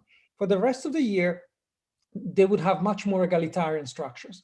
And in reverse, the Inuit had a patriarchal, highly hierarchical system for a good part of the year, but during the hunting season, when they were hunting like seals and so on, they would create new, both social and physical structure, great communal houses in which they had a much more egalitarian social system. What really matters here, and this takes us to what matters for us today, is that human societies used to experiment continuously with new social forms without taking it for granted that a certain order would be necessary to maintain their way of life. So really what Graeber wants to say here is that the real question is not what are the origins of inequality, but, you know, given that we have lived for such a long part of our history by moving back and forth between different forms of social and political system, why are we so stuck here now? And this is really the question that becomes important for activists today. You know, whenever there is a radical transformative movement, you're often asked, you know, well, yes, what do you expect to do? There is really no alternative. You know, that's not really a realistic picture of the evolution of human societies. What is much more normal is to have more change, more transformation, more back and forth, more experimentation. And I do think that an occupation is precisely the sort of place in which you can expect a social experimentation of this kind to take place, right? So, in this is a way in which Graeber really and puts a big question mark under this kind of fatalistic, you know, there is no alternative approach to social change and social transformation, right? So in other work, Graeber shows that, how much time do I have left? Sorry, I lost track. How much time do I have left? Sorry, yes, you have 7 minutes. 7 minutes, okay, good. I can say a bit more. So I wanted to say, in his other work, Graeber shows that, you know, to see how these social possibilities are encapsulated already in the society in which we live, he shows that there are 3 forms of alternative social relations: hierarchy, communism, and market, that coexist in all known societies, even though in different relative proportions and very variable equilibria. So hierarchical relations are relations that are centered on values like honor and seniority. Then you have communist relations or everyday communism. And that's a type of social relations that is only based on the reciprocal meeting of needs. And that's found everywhere in personal relations, but even in some aspects of the cooperative work within capitalist organizations. And then, you know, you have the third form of social organization, that's market relations. And these really don't need to be introduced nowadays, but that's precisely Graeber's point, right? So market exchange is a cultural universal, but their prevalence, their preponderance over other types of social relation is a very really recent development. And therefore it is a reversible development. The point is, how do we get back to a situation in which we can experiment more? And direct action is precisely a locus for experimentation with different mixes of these 3 elements, 3 universal elements of social relations, right? So there's another side to this coin, if you like. And the idea is that, you know, yes, capitalism was extremely successful in changing the balance of social relation in favor of market exchange, but at the same time, you can create opportunities for alternative social movements. So the anti-authoritarian and anti-capitalist ethos of the Occupy camps is an example. And of course, that's an example in which Graeber played a leading role. But that is not just to be seen as a temporary hole in this capitalist solid wall, so to speak. It's also an expression of everyday communism, and therefore of a cultural universal. And what social movements, including yours, what they can do is precisely open these breaches in this only ostensibly unassailable wall, and they can try to turn them into something broader and more durable. This, in the end, is how capitalism got to be what it is, right? Imagine these merchant and colonialists in the 15th and 16th century, just like, you know, landowners and the first industrialists in the 3 subsequent centuries. You know, capitalism had this very slow burn success. Gramsci might have called it a passive revolution. And in a sense, that is the success of a social movement. It's just that it's been so successful that we don't recognize it as a social movement anymore. And this is what I was suggesting at the beginning is the most important and really groundbreaking and long-standing contribution of Graeber's intellectual work. You have this synthesis between this longue durée historical approach and this ethnographic study of social movements from anti-authoritarian countercultures of the slave descendants of Madagascar to the movement for global justice and Occupy. These are, some of the main movements that Graeber studies. So what this synthesis, and this is one of the last things that I want to say, but what this synthesis really shows is that what we call cultures or culture is just the product of ancient social movements that have had enormous success. And this success is sometimes so complete that it becomes almost invisible, just like in the case of capitalism. But if you dig, if you do this genealogical and archaeological work, both in metaphorical and in real terms, you can reveal that what once used to look bizarre or blasphemous or utopian becomes the new normal.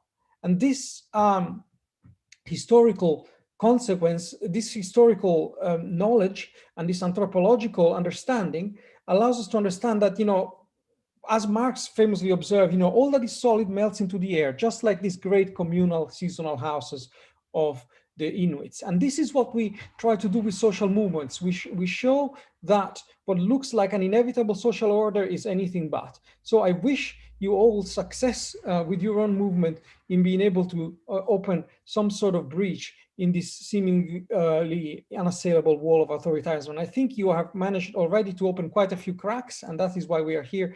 And I wish you all success. And that is more or less what I wanted to say. I think I'm out of time anyway.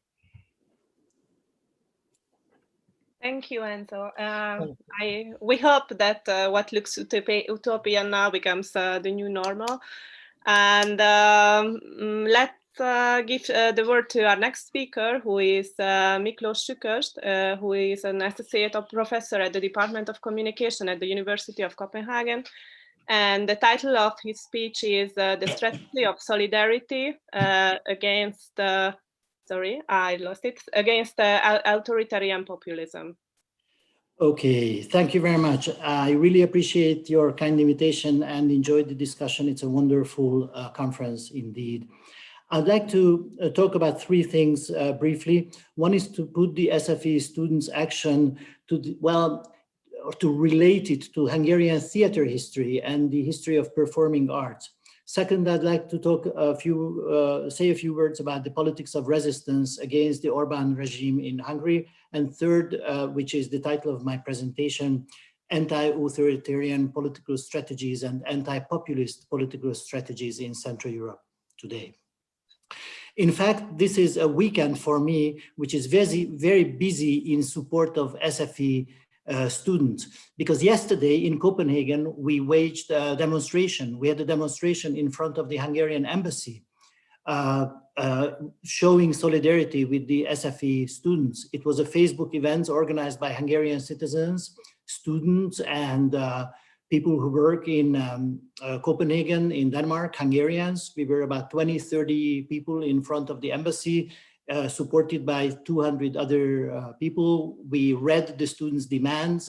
We staged large posters, showed the SFE signs, and let the Hungarian ambassador convey the message to Prime Minister Orbán. So we echoed the students' demands. I would like to mention that actually the Hungarian ambassador in Copenhagen happens to be the former personal envoy of Prime Minister Orbán, who acted on his behalf to remove CEU from Hungary. So he's a person who was personally involved and takes personal responsibility for the removal of CEU from Hungary.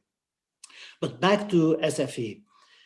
What are the students against? They are against authoritarian control of Hungarian universities, the appointment of authoritarian chancellors to the universities, but they are also against the blurry privatization, the privatization to kind of cronies, oligarchs, oil barons of the Orbán regime.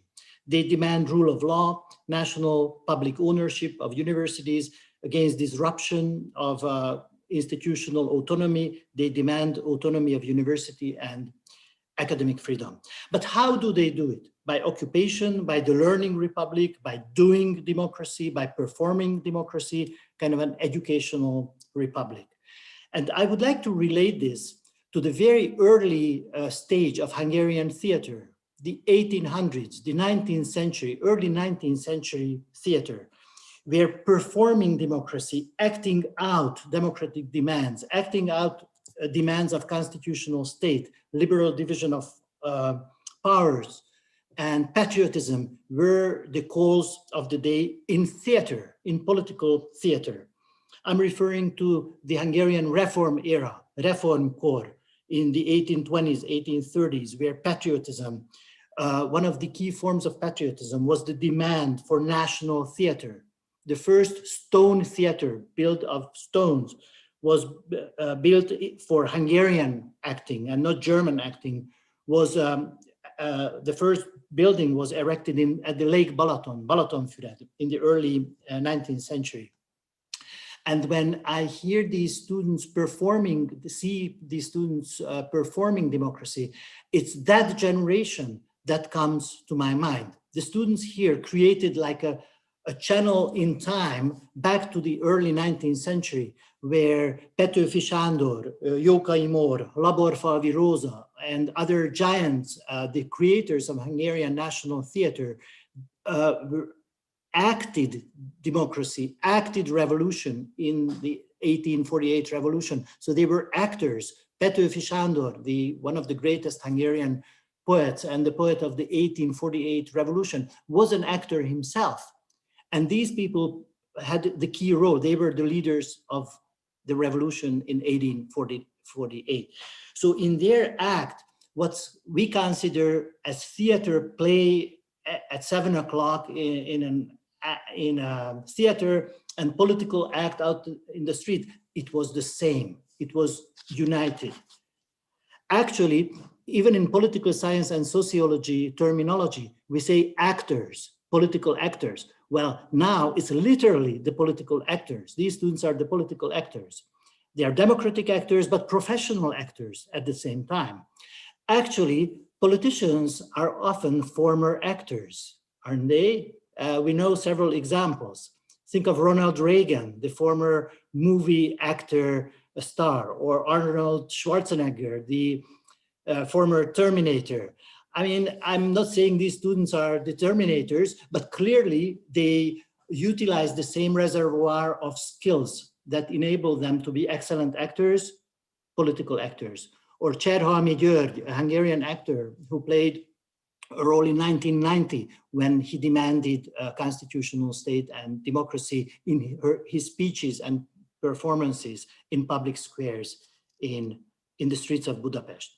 So the first point I would like to make is that these students' acts at SFE is already written in the chronicles of Hungarian theater, in the annals of Hungarian theater history. No matter what the outcome will be, they are making history.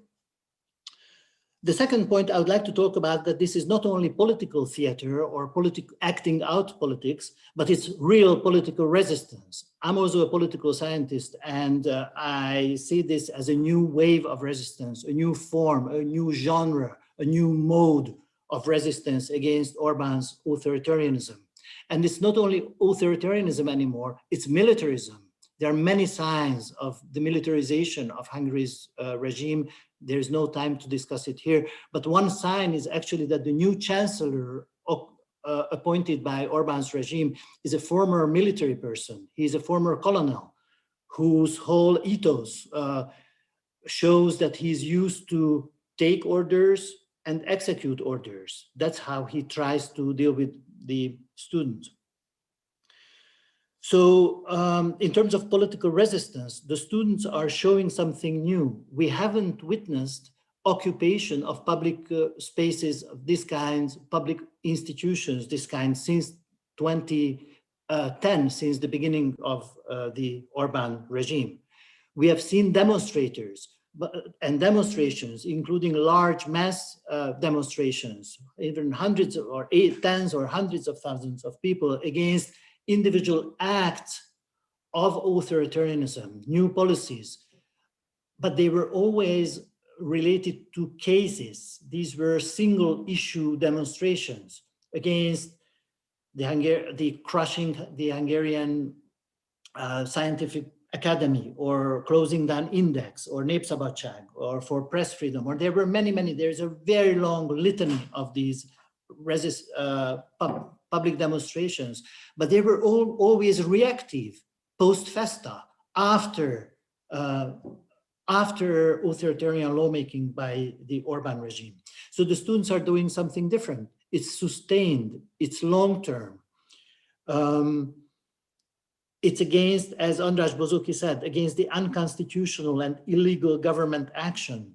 I would like to introduce a new term also, lawfare, a new combination of words from law and warfare. Authoritarian regimes are using the law as a weapon of authoritarianism. So they are creating illegal laws, and occupation is a new strategy against that. An active strike, because what's going on is active education. It's continuing. It's an on-site education between faculty and students. So that's the right strategy against lawfare. Active strike and occupation are the right strategies, which represent a higher level of resistance as compared to just demonstrations that are usually reactive after authoritarian action. And my last and final point is against anti-populist strategy, anti-authoritarian, anti-lawfare strategy. Populism, including right-wing populism like the Orban regime, claims to rule in the name of people, of populus.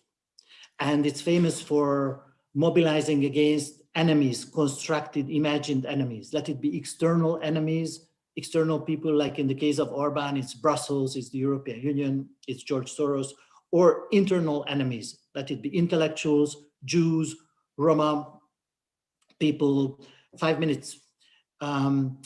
Let it be LGBT people, as it's happening now these days in Hungary. Orban waged a new war against LGBT people and children's books that feature gay characters. So populism always shows different strawmen, different enemies to target, to fight with.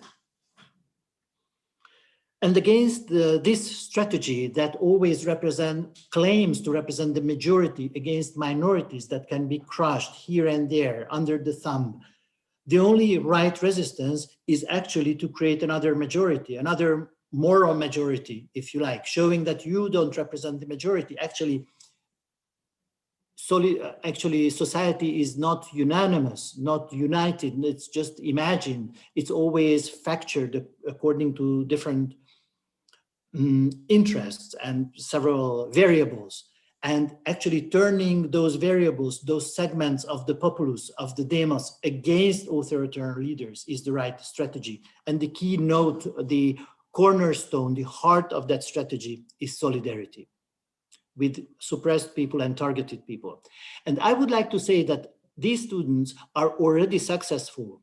They have been occupying the university for over a month, and the regime tolerates them, doesn't have the courage to crush them. And all this relative success already is based on solidarity, because we witness the solidarity, the joint action of three components of the university: students, faculty, the teachers, their class teachers, and the staff, including technical staff and administrative staff. Without the solidarity of these three components, SFE wouldn't be there as it is now. So it's already based on the solidarity of these very different three groups. What the students need now is external solidarity. So the final point I would like to make, one is actually to the students. What you need is solidarity from Hungarian society.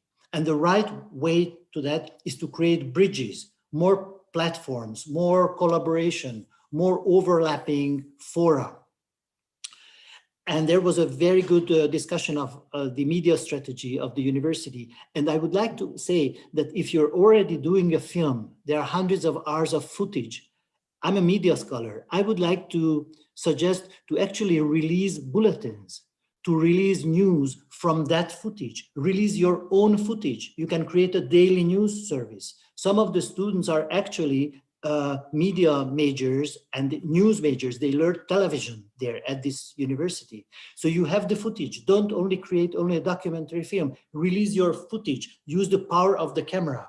Use the power of visual representation, of the human touch, of the suffering young men and women in there, the debates, the blood, sweat, and tears of the people inside the building. You should show it to the people of Hungary. They should see you guys. Don't wait with the release of that footage. Release it every day or every other day or weekly.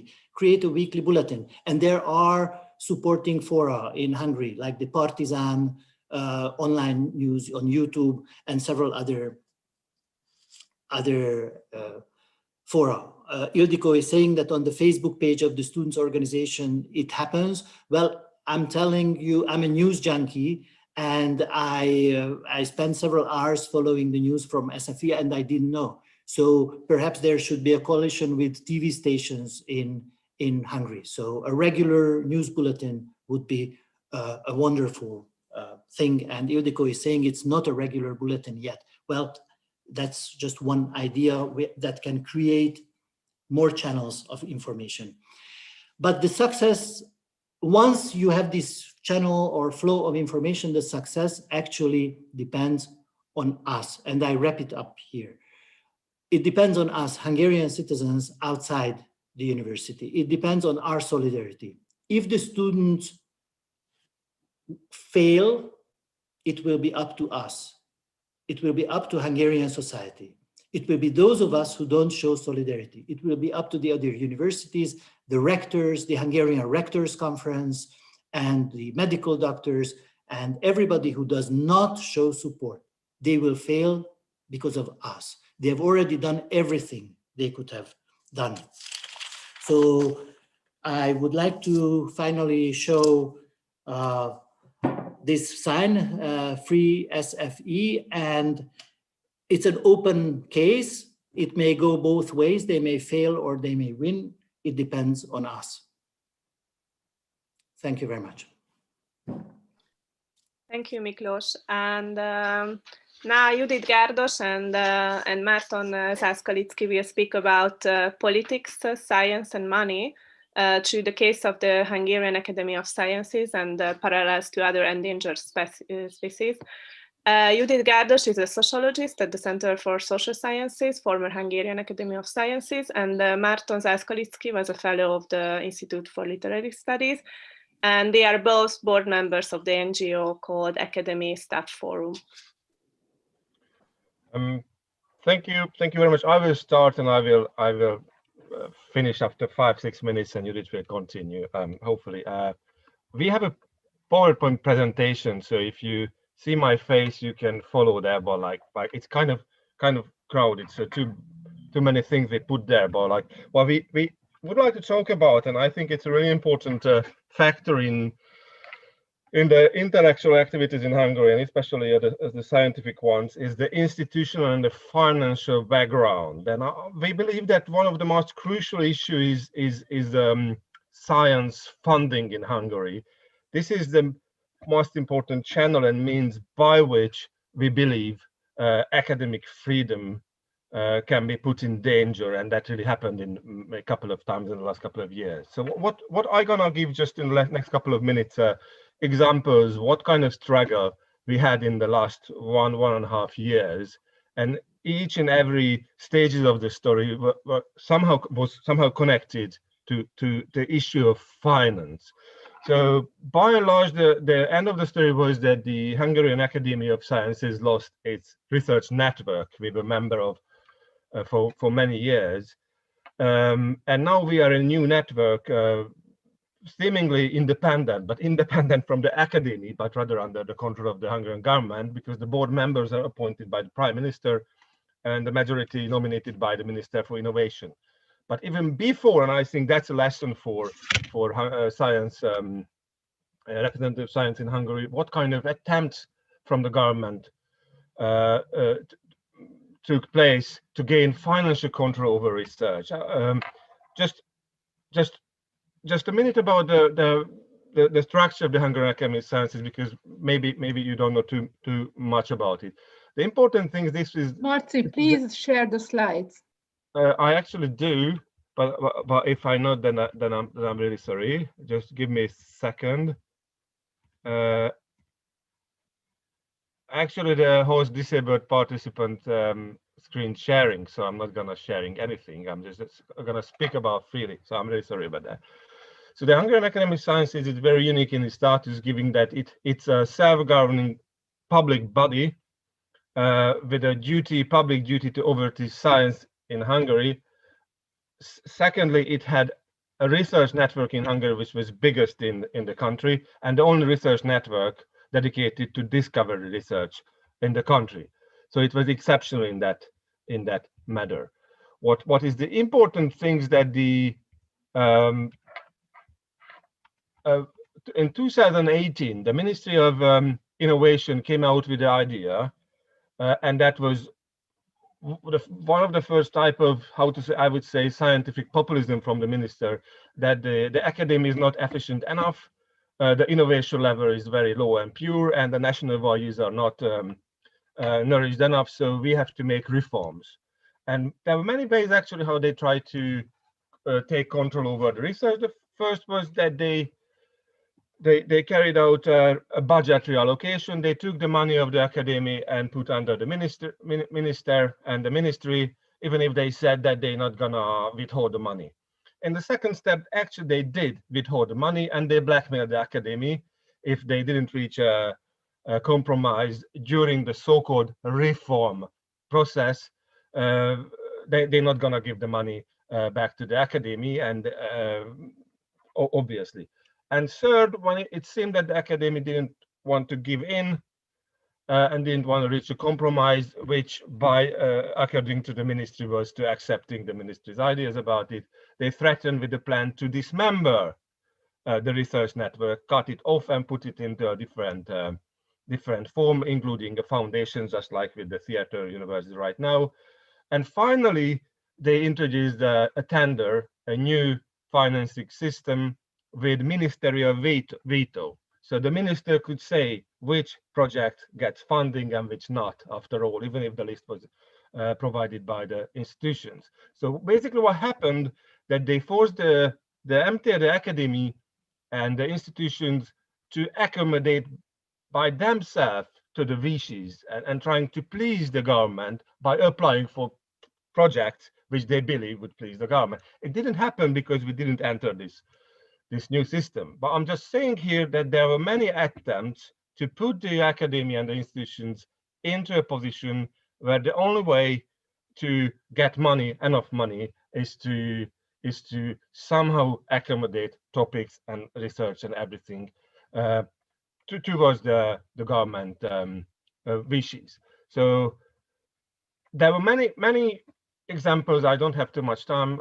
What is really important here, that it's not the individual which was in danger, because individual researchers were still free to choose topics and conduct research whatever they wanted, but from the top above was the control introduced. So they forced the whole system and the institutions into a position when actually the choice of the topic was not totally independent.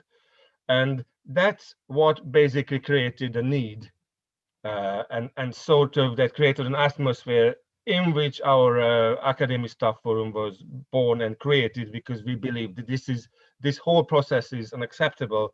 So we created this forum, which is a civil initiative, and we believe we resist, and we try to organize forums, we organize demonstrations, conferences, we gave interviews, but we still were within a narrow limit of, how to say, civilized researchers. But nevertheless, I would give the voice over the Judith, that this is basically the institutional background and how our movement could be seen as a kind of how to say, intellectual activism. That's a good question, and I think Judith can continue from here. Yes, thank you very much for the invitation. To be really clear, what has happened. So there were many plans of the government what to do with these institutes. That 4,000 or 5,000 people are working in these institutes. So at the end, now we have our institutes were stripped of the Academy of Sciences, and we are in a new research network called Ötvös Loránd Research Network. It's a brand new research network. So there was the idea of being a foundation and several other ideas, but they all failed, and we are with the same institutes in a new research network. What we have learned from our struggle, I will draw parallels to many other institutions that are suffering or struggling. We have learned that we have to be centrist. What do I mean by that? Many institutions and many people in Hungary are very apolitical, as many of you surely know. Being partisan is somehow regarded as negative. Science should not play part in politics. That's a normative thing that it's very important here. Political means something bad, especially for scientists. So a public role in this sense is problematic for many scientists in Hungary. So the Hungarian Academy of Sciences have always tried to avoid openly political statements. And this is true for other scientific institutions in Hungary and universities also. So you rarely see institutional forms of political involvement political involvement or confrontation with the power. And those who have political power, so politicians, degrade scientists who engage in fights that can be, I think, described as fighting against colonization of the scientific field. So is there an autonomous science in Hungary, which is, I think, a crucial question for when we speak about universities in Hungary. Science is not regarded as an autonomous field by politicians. The frequent argument is those who provide the money. So of course the states provide the money, not in case of the CEU, but in case of most other universities in Hungary or other research institutes. So the state has the money and should have the say in what science does. So that's not always openly said, but it's in the background. The government has used several narratives that draw on Western European examples where politicians play a role in boards of scientific institutions, but these examples were falsely cited. And what is very important is that how institutions are financed is the major way of influencing different fields of science in Hungary. For example, there are government-endorsed research institutes where people earn a lot of money, 2 or 3 times the money we earn. That's an easy way to influence science. And we have experienced attacks of pro-government media outlets on many scientists in Hungary. Also, people from CEU were criticized in this way by journalists and also my colleagues, for example, for topics like gender or minorities. So, if we have to fight against such a powerful enemy, then it's very problematic to criticize what is really not working very well in our own country. So if there are people who are criticizing how scientific institutions work, for example, and of course there are problems, of course, like in every other country in the world about universities or research institutions, these critics then are used by the government for their own agenda. Okay, so real critique is really not so easy in these times when we face really a common opponent in the political mainstream narratives. So what other endangered species are there? For example, the Hungarian Scientific Research Fund, where the ranking of the scientific committees, this has happened in the last several weeks. So the ranking was altered by the minister. So though some projects were left out and some projects were introduced. Money was given to loyal friends of the government, or there was a new ranking system introduced after the scientific committee has concluded its work.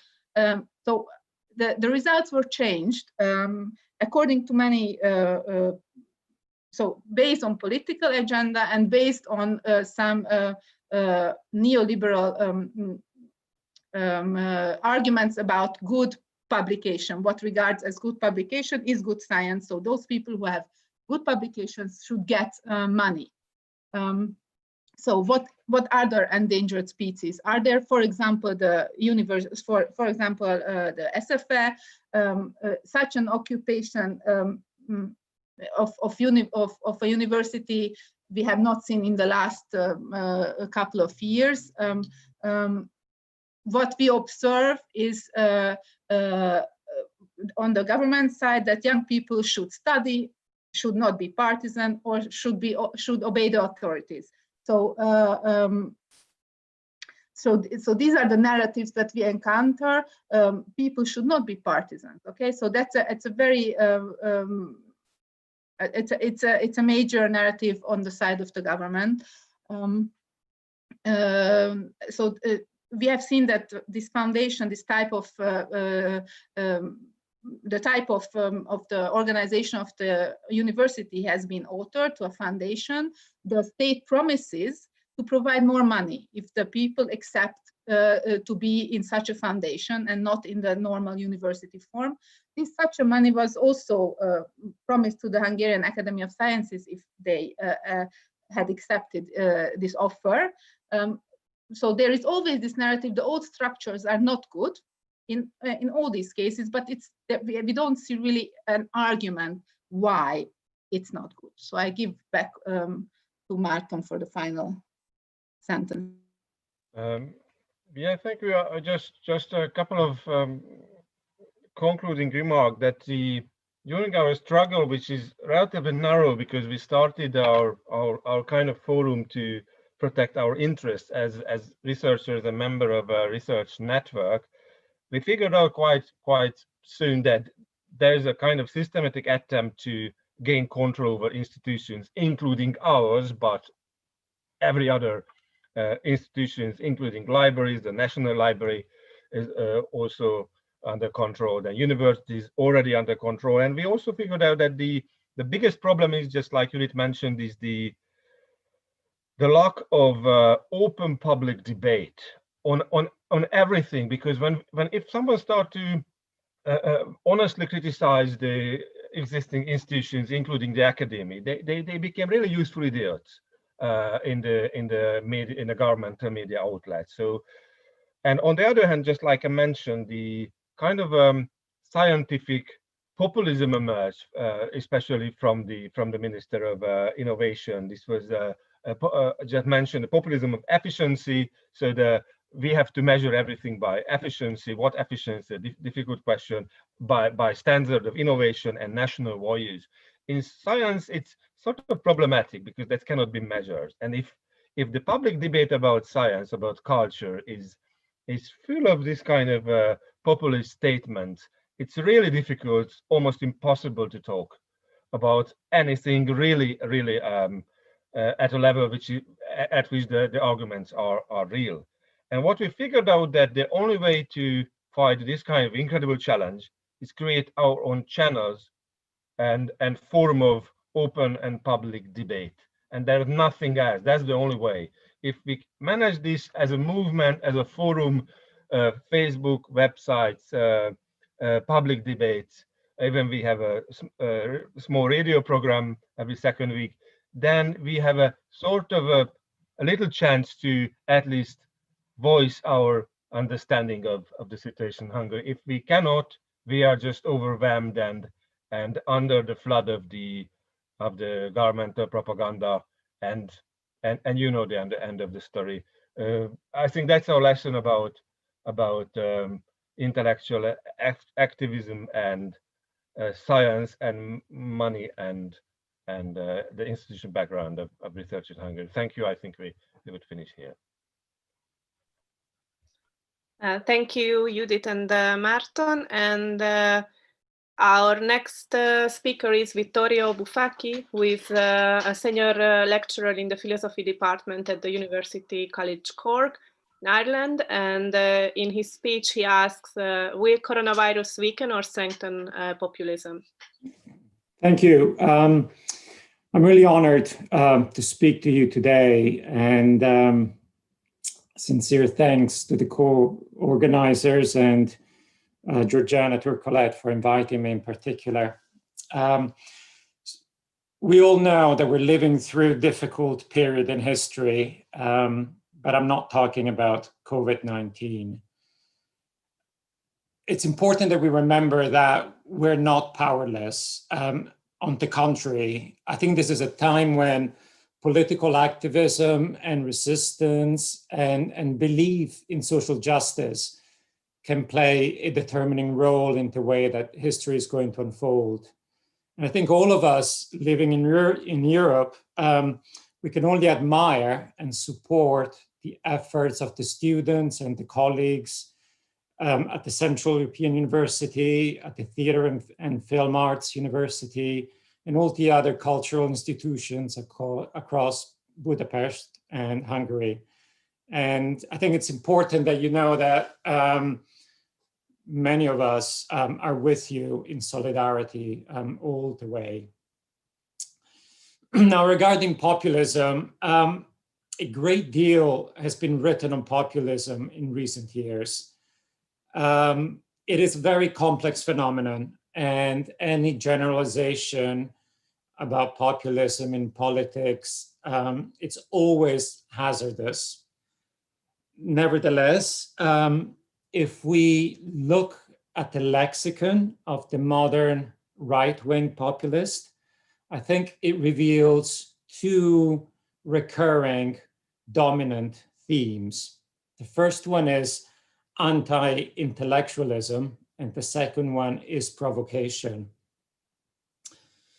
Now, because the populist leaders want to identify with the masses, they inevitably portray intellectuals as the most dangerous representatives of the elitist faction.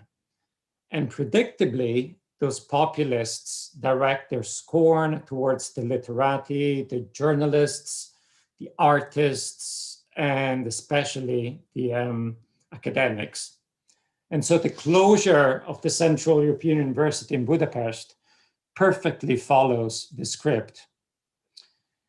This anti-intellectualism is also the reason why leaders of populist movements tend to communicate via a very direct and often a very vulgar prose, with political correctness being derided. That's why norms of respectful interactions are infringed. Donald Trump is an obvious example of this type of political rhetoric, but there are also many examples here in Europe. And as we know, in politics, the gains to be had from using a very belligerent and toxic and divisive language can be considerable. Now, one of the big themes in the last few months has been trying to work out what the impact of COVID-19 will be on populism. And the scholars and experts are divided on this issue. There are some who think that populism could come out from this pandemic crisis even stronger than they were before. And that's because populism thrives on desperation. Populism is the politics of fear. And so the populist politicians are masters at playing the blame game. And when expectations are not being met, and when people live in fear, there is always someone else to blame. And this someone else, for the populists, almost inevitably tends to be the most vulnerable members of society, often minorities, but also students and artists. Now, that's one possible reading of the events. I don't go along with that. I want to be more optimistic. And I think if we give up on optimism, if we give up on believing that we can change things, then everything is lost. I want to believe, because I sincerely believe that populism can be defeated. And I say that because it has been defeated in the past. And I also think that the best weapon, perhaps, that we have to fight populism is the arts and culture. And I think populists know this, which is why today they have waged a war against culture and the arts.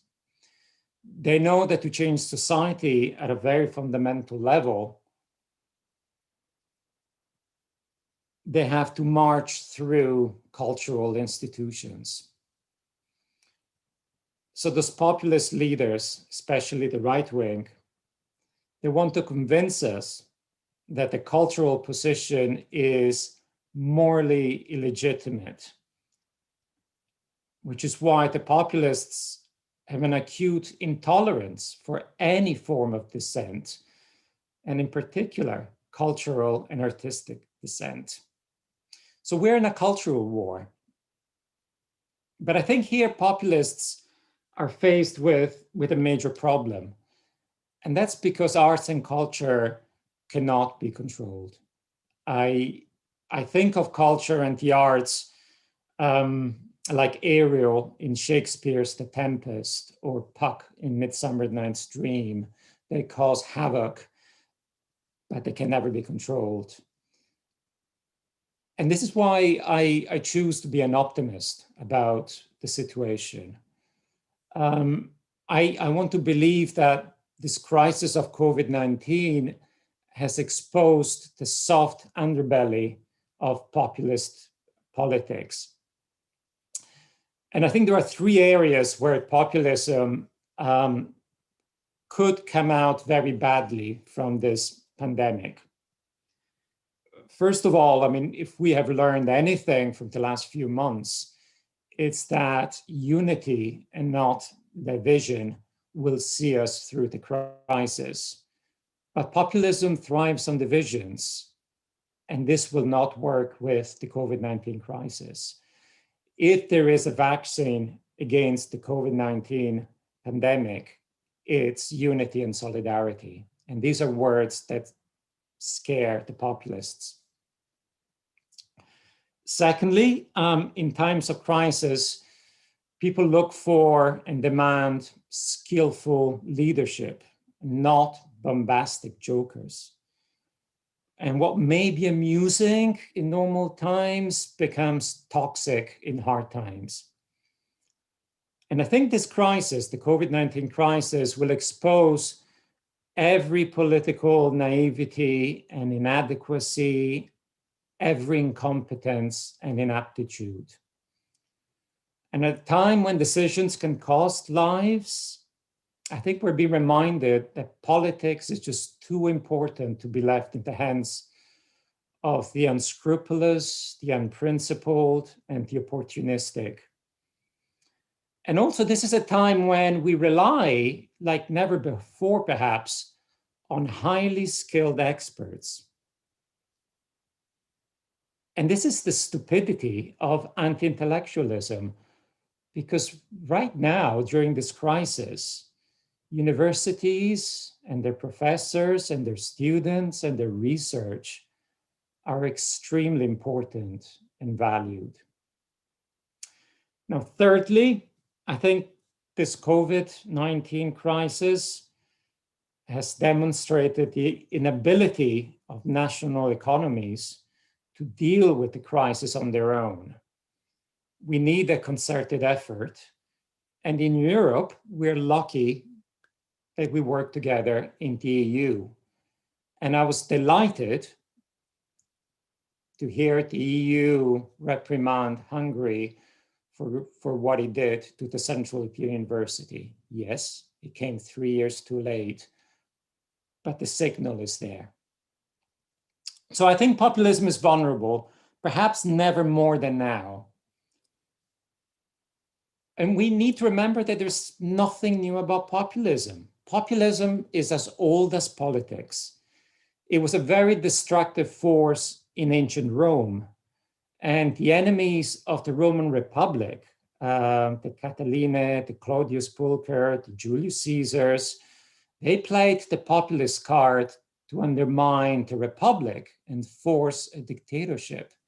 And I thought it was absolutely wonderful that this student movement refers itself to learning Republic. It is a republic. And republic is a powerful word, and it needs to be defended. So I'm going to try to share the screen if it lets me. No, it won't let me. Doesn't matter. I'm going to show you this. Let me see if people can see it.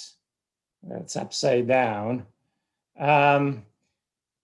This is from an image from a demonstration in Budapest in January 2012 near the State Opera House. And what you have here is an old man in the middle of the picture, and the picture is upside down, with a sign in Latin that says quousque tandem, which in Latin stands for how long yet?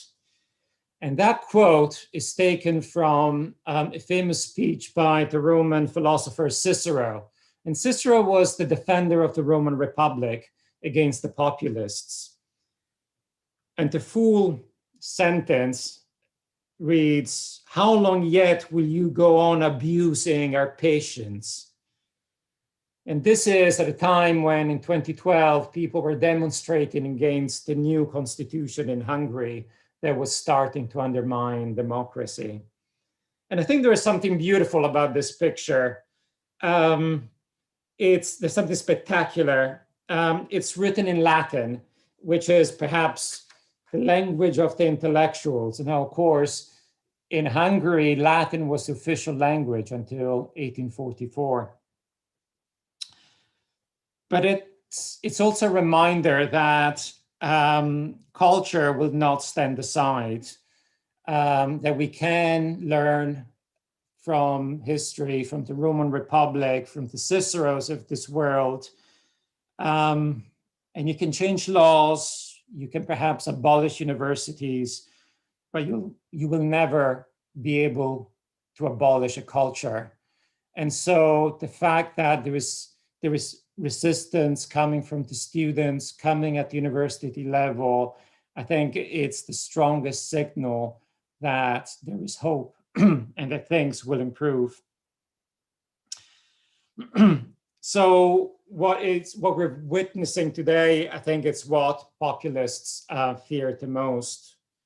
And so again, all of us stand in solidarity with our colleagues and the students of Hungary. Thank you.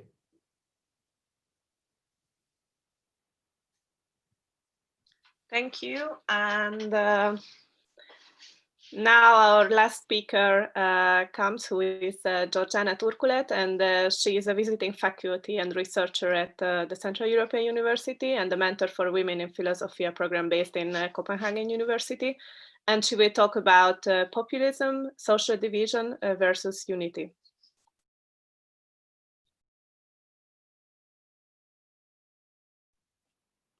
Yes, thank you very much. Can you all hear me well? Yes? All right. So as the final speaker of this panel, as well as of the event, I wish to offer some reflections on the students' occupation amid the present context of populism and pandemic. And what I will try to do is to unify a little bit along the lines of every talk we've had in the panel in order for us to proceed with some questions. And I hope to honor all of your contributions, for which I myself am thankful. This is in reply to all your messages on the chat, thanking for participating.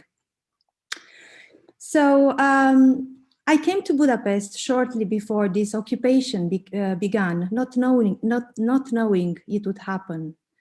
As a PhD graduate of Central European University, I came back to Budapest to empty my storage room as the entire university, including students and faculty, were moving in asylum to the new host city, to Vienna. Like many of my colleagues, I got to love this place as I spent an important part of my life and of my career, and I have fostered some of the most important relationships in my life. I walked through empty corridors as lorries were coming and going, carrying out books, academic material, and pretty much entire offices to another country. And here's the point. I grew up in Italy, and in the 1989 revolution, which took place in this region, I was 7.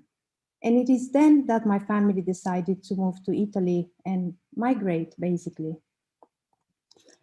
And then I have already experienced displacement, social and political. I would not have expected, though possible, that collective displacement, that of an entire scholarly community, would be an experience I would have had again, now at the age of 37 in democratic Europe. While in Budapest, I found myself lending a hand to colleagues, packing entire departments, research centers, and archiving all the material of the university as historical evidence. As one of my friends and colleagues said, whom I hope is watching now, well, someone in 100 years from now may wish to investigate what has happened to this university. And so we need to put up everything very well away.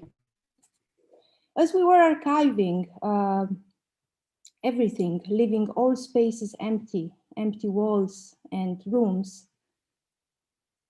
I believe that all of us left at home with somewhat a feeling of emptiness, sadness, and perhaps confusion, one which we could read in each other's faces, but also one which we could not easily verbalize to one another.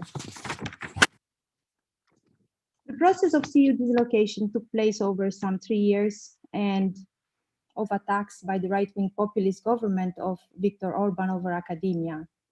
To these attacks, the response of colleagues was a range of resistance episodes under the form of street protests. I'm sorry, the room we have smart lighting in the room. To this, we have seen at times some 80,000 people coming to the streets. The situation became global as international media began covering it. And as I was attending international conferences and meeting colleagues from other places, I was very often asked, what is happening in Budapest?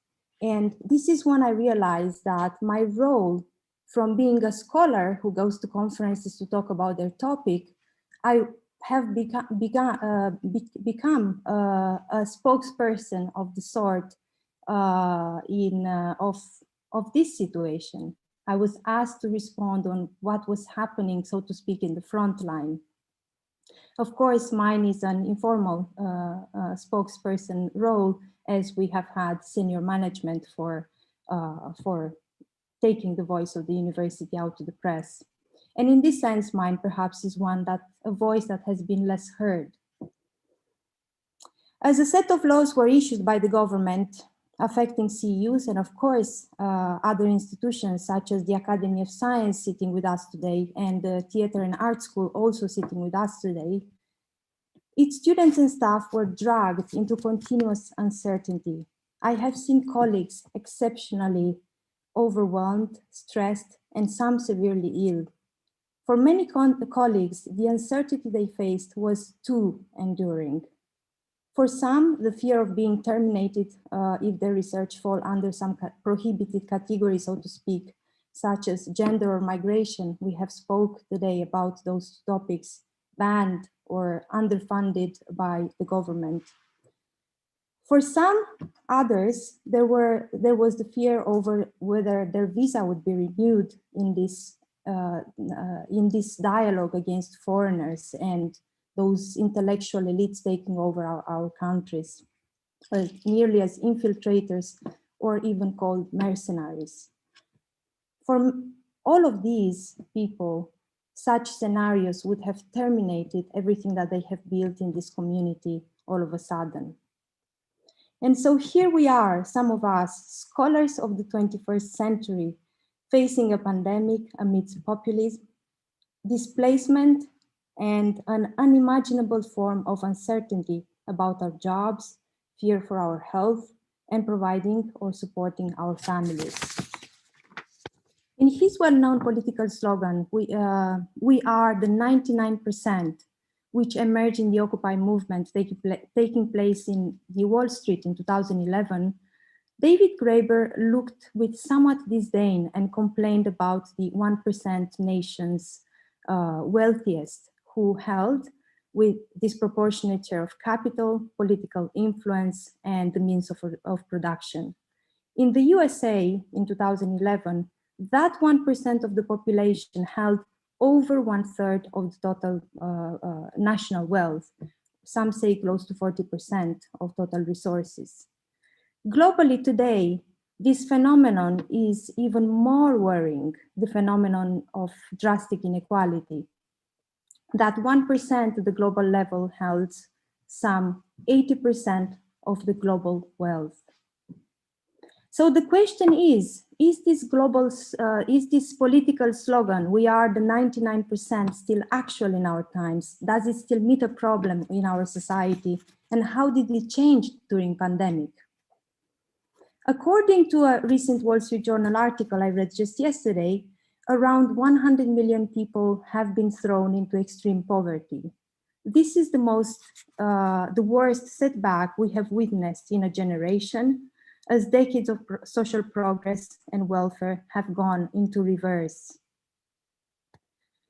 As I try to unpack and struggle with this, we are the 99% with which I kind of identify, but I'm also thinking, in what way do I feel that there are two questions amongst which we need to distinguish. And the first one is, who do we really are? And the second one is, who should we really be? And I think, and I will lead from this moment on the conversation into showing how I think the students of the Theatre and Arts University have shown a big point and made a big tribute to David Graeber's slogan, political slogan, but I think slightly modifying it and adding to it. So in relation to the first question, who we really are, the pandemic has offered a sobering picture amid populist politics. As countries and cities went under lockdown, some of us had our social rights stripped away, together with our fundamental freedoms, which was necessary, of course. That is, some of us did not have the ability to fend for ourselves and did not have the social coverage to stay safely at home, as many others indeed had. Empirical research shows that the socioeconomic impact of the health crisis, has disproportionately affected people across intersectional lines. That is, the worst off were women and minorities, among other gender diverse. Some were citizens and some were migrants. No difference there. It is a very important point. These divisions intersectional divisions of some being marginalized from the social contract as opposed to others who have kept afloat much better, run as deep as our homes and working places. It is not a dimension that regards the populist politics and corrupt governments, but it marks the reality from top to the ground in our societies, and that includes even our most progressive circles, the academia. As an example of how this plays out in the populist debate, during lockdown everywhere, Americans have put food on their table thanks to the frontline workers. Often in some industries, for example, in the food industry, carried out by migrants who were undocumented and without rights, but they were fundamental enough to be front workers in this crisis. In the UK, we have seen that Boris Johnson has flown into the country underpaid Eastern European fruit pickers in the midst of the pandemic and a global lockdown. Let us remember that Boris Johnson, I can't even pronounce his name, is the exact person who has led the country into Brexit on the argument that we should ban migrants from entering our country. And finally, the heaviest load is not carried only by those migrants whom we so easily scapegoat or dismiss or easily not take into consideration. Their life is dispensable according to the larger public, tragically so, I would think, and that happens in most of our advanced societies. But also in this picture, our own sister and our own mother and our own colleague is also undermined within the social, marginalized from the social contract, which is there to protect her. During the pandemic, as an example, to make this point, to bring this point more concretely, female scientific contributions has plummeted, whereas that of males have increased, in some areas up to 50%. The pandemic has showed that social inequality characterizing our societies can indeed kill more than the virus itself. And more concretely, for non-specialized audience, if you are Viktor Orban, Donald Trump, or Boris Johnson, and if you get ill, you're going to receive the best healthcare in the world. However, and your children perhaps will receive education and social benefits, regardless of whether you're healthy. But most of us left out there, so to speak, the commoners, although we work as hard, we are told that there are no sufficient resources for our pensions, adequate employment, or health insurance. In a recent article I actually wrote on the invitation of Vittorio, who is here on the platform, I asked, given this scenario, in nearly desperation, who should throw the first stone towards solidarity here in this scenario of division that runs across our society from top to bottom? Viewing that this inequality and social division has actually even worsened during the unfortunate health crisis we are through right now. And my final note is connecting all of this picture that has been depressing me existentially for the last couple of years into what I think the students are doing. The process, sorry, this is not, the Occupied Theatre and Arts University has just thrown, I think, that first stone and responded to my question. The movement of students has systematically declined being political, or so I was told. My light is off again. Sorry. Yes, all right. So the movement of students has systematically declined being political and wishing any political affiliation with political parties or organizations on the ground. And I was wondering why, because it is very difficult to fight alone. It is very difficult to close yourself within small walls and only a handful of people at the end, about 100. However, paradoxically, in so doing, in declining being affiliated with politics or being called a political movement, in my view, they have laid the grounds for one of the most radical political experiments in Europe. It has criticized and distanced itself from the entire status quo, outside academia as well as inside of it. Instead, their organization, insofar as I could myself experience and assess by participating in their events in the last month, was predominantly artistic and creative, and it has been led by primarily demands of genuine solidarity and unity. As an example, they have brought, during the social distancing period, to the street people to form a human chain from the door of the university, like a serpentine throughout all the city, some 5,000 people, all the way to the steps of the Hungarian parliament, where a student has handed in the card for autonomy symbolically to the government. And I have found this very uniting and extremely artistic. Solidarity and unity, to touch upon Vittorio's last talk, instead of division and fear, which is fostered by populism, took place, actually de facto took place in Budapest among students and those who sympathize their movements. In this new space that they have created, everyone can fit and feel inspired by, as I surely do myself. In a moment of loss and given my pessimistic view of our present and future, if theirs will be a short-term experimental project soon to come to an end, it is by far the most worthwhile experience I've had and felt inspired by. They have paid, I think, a tribute to David Graeber, "We are the 99%, by adding who we really are, I think, in a more nuanced way. We are, I think, everyone in between. We are the 100 in reality, because when few have too much and of resources or influence or anything for that matter, and others have too little, we all lose out in human values and our most fundamental purposes.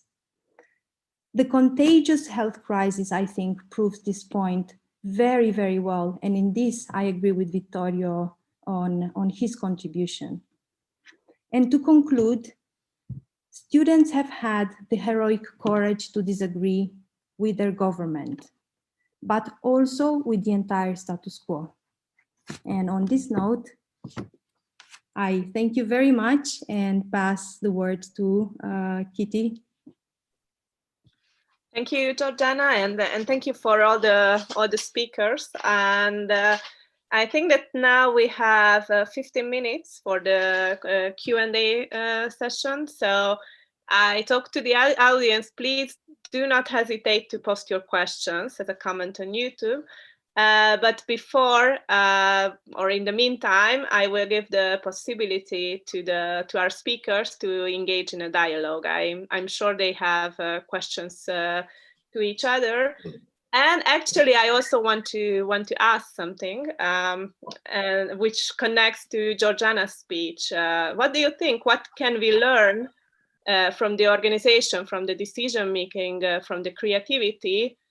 From the students. So I would like to ask our speakers to answer on their own behalf. What have you learned from this example, if you want?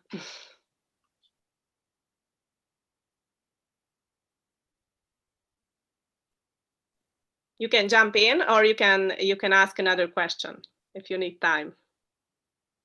So maybe Oops, actually, I would very much appreciate if Aaron would take this question as well. I see you are on the camera. Yeah.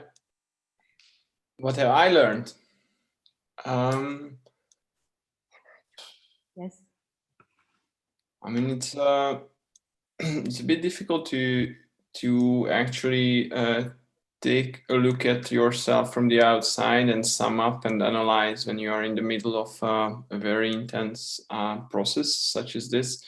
But I think like I have learned a lot about like being patient and listening to other opinions. To, you know, this the way this direct democracy and the forums work is basically that you discuss topics for 4 or 5 hours with another 100 people. That's very uncommon experience, and at first it's very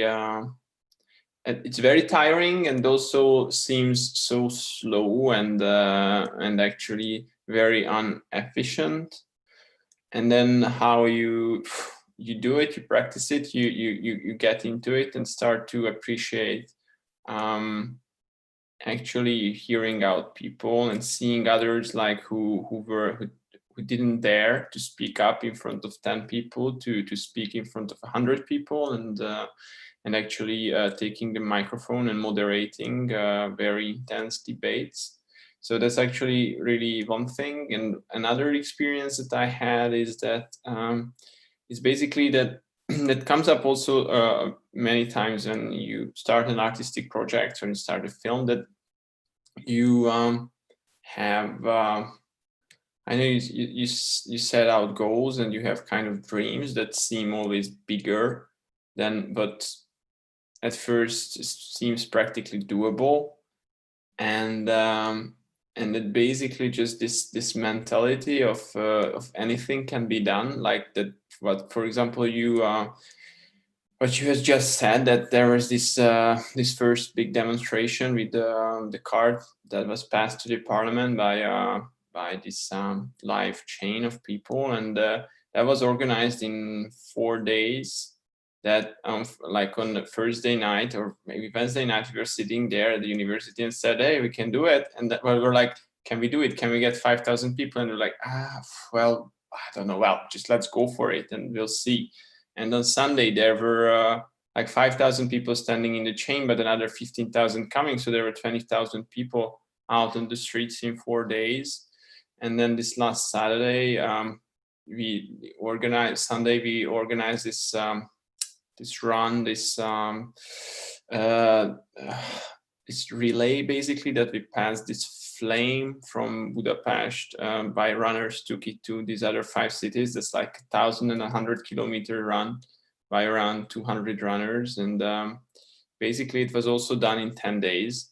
And it's basically, I think it can be done because, you know, there's just this mentality that you are kind of always conditioned for, especially here in Hungary, that yeah, you cannot do it. So okay, it's a good idea, but no, it's impossible to do it. And it's also always the first reaction of everyone that that it cannot be done. Is this mentality is changed, and it's kind of whatever someone comes up with, the basic stance is that yeah, it can be done, so let's go for it. And very often you can see that it can be done. So for me, that's a great experience. Thank you. And is there someone else who wants to tell something? I can jump in very briefly. Also, in the other speakers' thoughts about populism, it was a recurring element, their techniques. And I think what they are operating with is mostly blurring the conversation, blurring the clarity of the conversation, making reasoning impossible, and instead of reasoning, giving field to vague emotions. And when emotions are leading, people can be manipulated very easily. And this little republic is doing it on a daily basis to keep the conversation clear. So yeah, I will have some questions to the colleagues. I will type it in. Thank you. We have a small question from Peter here with me, if this is okay.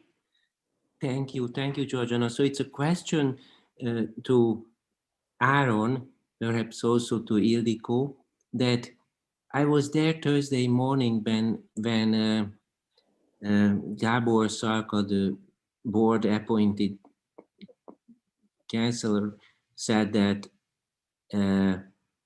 they cannot take responsibility for what's going on in the occupied building, including the learning activities, which sounds like a clear threat that the semesters, they won't accept that the semester is valid for the students. So do you have a, so how can you deal with that if they don't want to confirm the semesters, especially for students like what was mentioned by Ildikó as well, that some students are finishing, for some it may be the last semester financed by the state budget. And of course I'm not raising it as an unbridgeable obstacle. I'm just curious to hear what do you think about this issue? Well, I will say that we are discussing it, and I think this is something I'm not gonna like very lengthily comment on, because the forum has not decided yet how we're gonna respond, and yeah, let us leave it as a surprise for next week.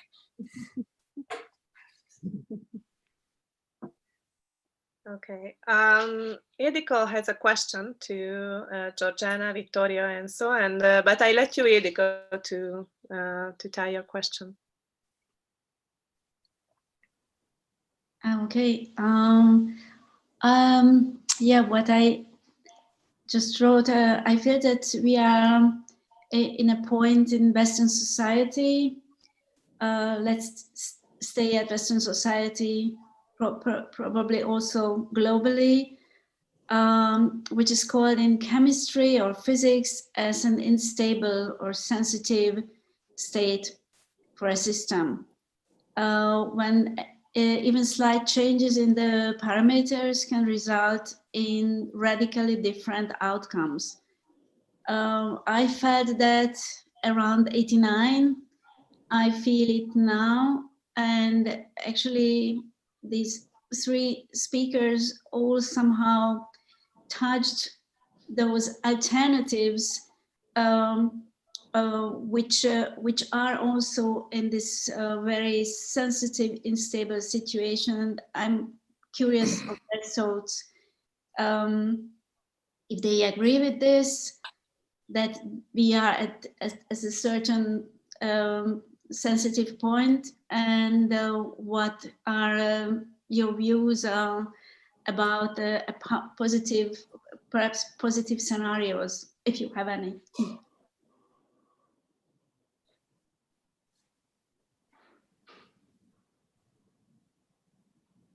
Okay, so who wants to answer the question? I try to give a brief response, but also announce that we have 5 minutes to the end. I actually have in common this feeling with you, Ildikó. It's not a scientifically grounded claim, but I have this intuition that we might in fact be in an important turning point. I do not know how, and paradoxically, as I said, at the age of 7, I am through a revolution, and at the age of 37, I again experienced displacement, very shockingly in the same region. And the aftermath of the 89 was a dramatic change for the region. Now, the aftermath of this experience which I also most obviously perceived as extremely strong, an extreme violation, a collective trauma, to say the least, is also one such historical instance that cannot leave room for a very passive juncture. There has to be a response there. Those are the voices, so to speak, or so I feel intuitively. And this is why perhaps also I feel so inspired by this movement. And I do not know, maybe Aaron thinks I idealized how I reflect on it and how I see the messages, the way they are conveyed and everything. But I truly feel the way I have tried to explain in very short few words. And the inspiration in me, I think, is part of this inception of novelty, is believing again that actually we can have an impact, and actually we do.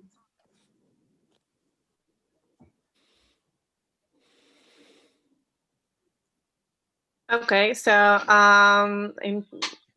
Enzo, did you want to tell something else, or? Extremely briefly, I just wanted to answer Ildiko's question, I think, but extremely briefly. I think I agree that we could be at some kind of tipping point. And in terms of positive scenarios, well, we think of populism as a response to a sort of backlash against globalization, and where the answer is you have to give power back to sovereign states. But I think there is a positive scenario in which we move beyond sovereignty, and we have a flourishing of smaller municipal organizations that slowly erode the power of sovereigns.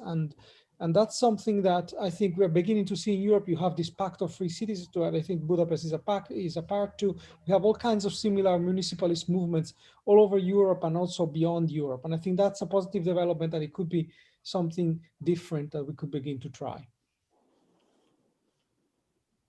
Thank you. I think that Miklos has a question, and also but first, I would like to pick the question from the audience, because actually we have one about that. Do you think that, just a second, do you think that the international community is doing enough to help?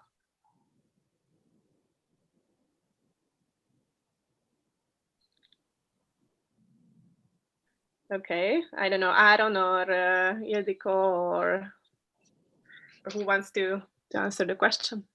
I mean, I think the international community has shown great solidarity, which is a good thing. But I know it's hard to say, because who would have the power to not just help with, I know, good wishes and hopes, and solidarity is a great thing, and I think not like practical help cannot really be accepted from abroad. I mean, the European Union would be the only institution to help, but I think it's not designed to give quick and effective responses. So I think. But I think it's not, I mean, yeah, it would be great to have help from the international community, but I think what we should focus on is how we can help each other in this country, how we can be in solidarity with other groups of this very fragmented society, and build back this first. And then I think when we have a strong base and from inside, and then the international community can help more, because I know I wouldn't expect the European Union or I think that's a more lengthy topic to go into, how different interests, and especially economical interests of, say, Germany and other Western European countries effectively make it possible, I think, for these states to step in and effectively forward the cause of democracy here. So I think that's a lengthier topic, so I won't go in it. But for the solidarity that universities, theater groups, like actors and actresses, and just common people from abroad has given us, that's been a big helped, and I think and also publicity wise, and yeah, just on the level of humanity and solidarity. That's was very good to experience. Thank you. And Miklos?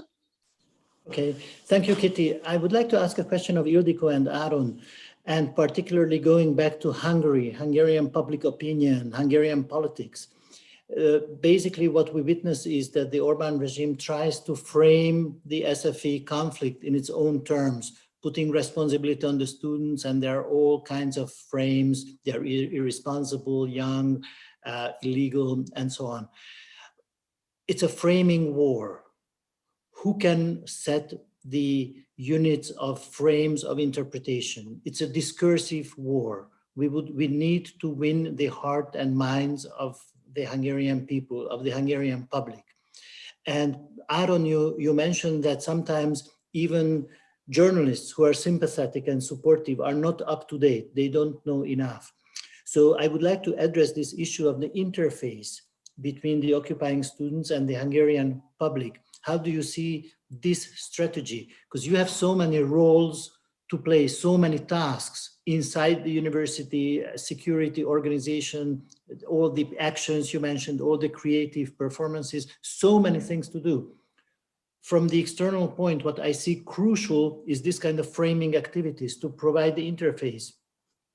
And we also talked a little bit about the news bulletin or releasing raw footage, releasing images, recordings. I wonder what you think about that possibility, even like regular news that you yourself issue, because you can control that. And if there are these short news excerpts coming from the inside, it's very easy to distribute. You can reach, global journalists also, but also Hungarian journalists and the Hungarian public directly, immediate with a click. Yeah, I think we're trying. I think the message, probably you're right, that needs to be a little more simple, even better simplified, because yeah, as you said, and I said, it's sometimes a well, wouldn't say misunderstood, but not understood in its full complexity. I think we have a lot of news and photos and video footage coming out. It's practically like what you said, the problem of channeling it to the public. But I think it's not just our problem, it's the problem of the whole Hungarian media field, that there is very limited access that is not controlled by the government, so limited field to transmit messages. But on the other hand, I think what you said about the framing war is, I think what we did right though is if you look at the communication of the government side and government media outlets, you can see that they kind of changing the framing every week. And to me, it gives the message that they couldn't frame it right, so that even though they are bigger and they have, I know, like 1,000 times the resources that we have, they couldn't frame it in a way that's strong enough for them to distort our message. And still our framing, our message that this is a fight for liberty and independence, and that this is a righteous fight for your own rights and democracy, it still stands, I think, and it's still the strongest framing. And because I wouldn't repeat myself, but there were like already 4 or 5 narratives, and they didn't stick to it. And then they do find something that's working, they stick to it. Like when a pit bull takes its grab on something. But they didn't do it this time. They're still changing it. They're still changing the message, and I think it's a good sign that they can't frame it better than us yet. Thank you. Okay, thank you. And I have to say that unfortunately we have to conclude this event. And I will give the word to Georgiana to share a final remark. So thank you, everyone, amongst the audience participants, amongst the participants, especially for your enthusiasm. It has been one of the best conferences I have been organized on a very speedy way, a couple of weeks. And I have appreciated very much everyone jumping at it and saying, yes, that's great. And it really felt very nice to work with you throughout the organization and be on this platform with you. I also want to thank everyone who has supported, CEU, of course, the office, the IT office, Daniel, Flora from the community engagement, and Tamer and Christina, who are behind the platform right now. Our moderators, Kitty and Nana. Nana is also has organized her very first conference online, so applause for Nana. And she is also my mentee in Copenhagen University, and I'm very proud of her, and I wanted to really say it. Thank you, everyone. And I hope that this is just the beginning of a debate that will continue. I hope we will be talking later about perhaps a publication. I wish all the best to the students in the occupation and the faculty, and I will follow most surely with great interest all developments while in Budapest or if I move away from abroad. So thank you, everyone. I had a wonderful afternoon. Thank you. Thank you, Georgiana. Thank you. Thank you. Thank you, everyone.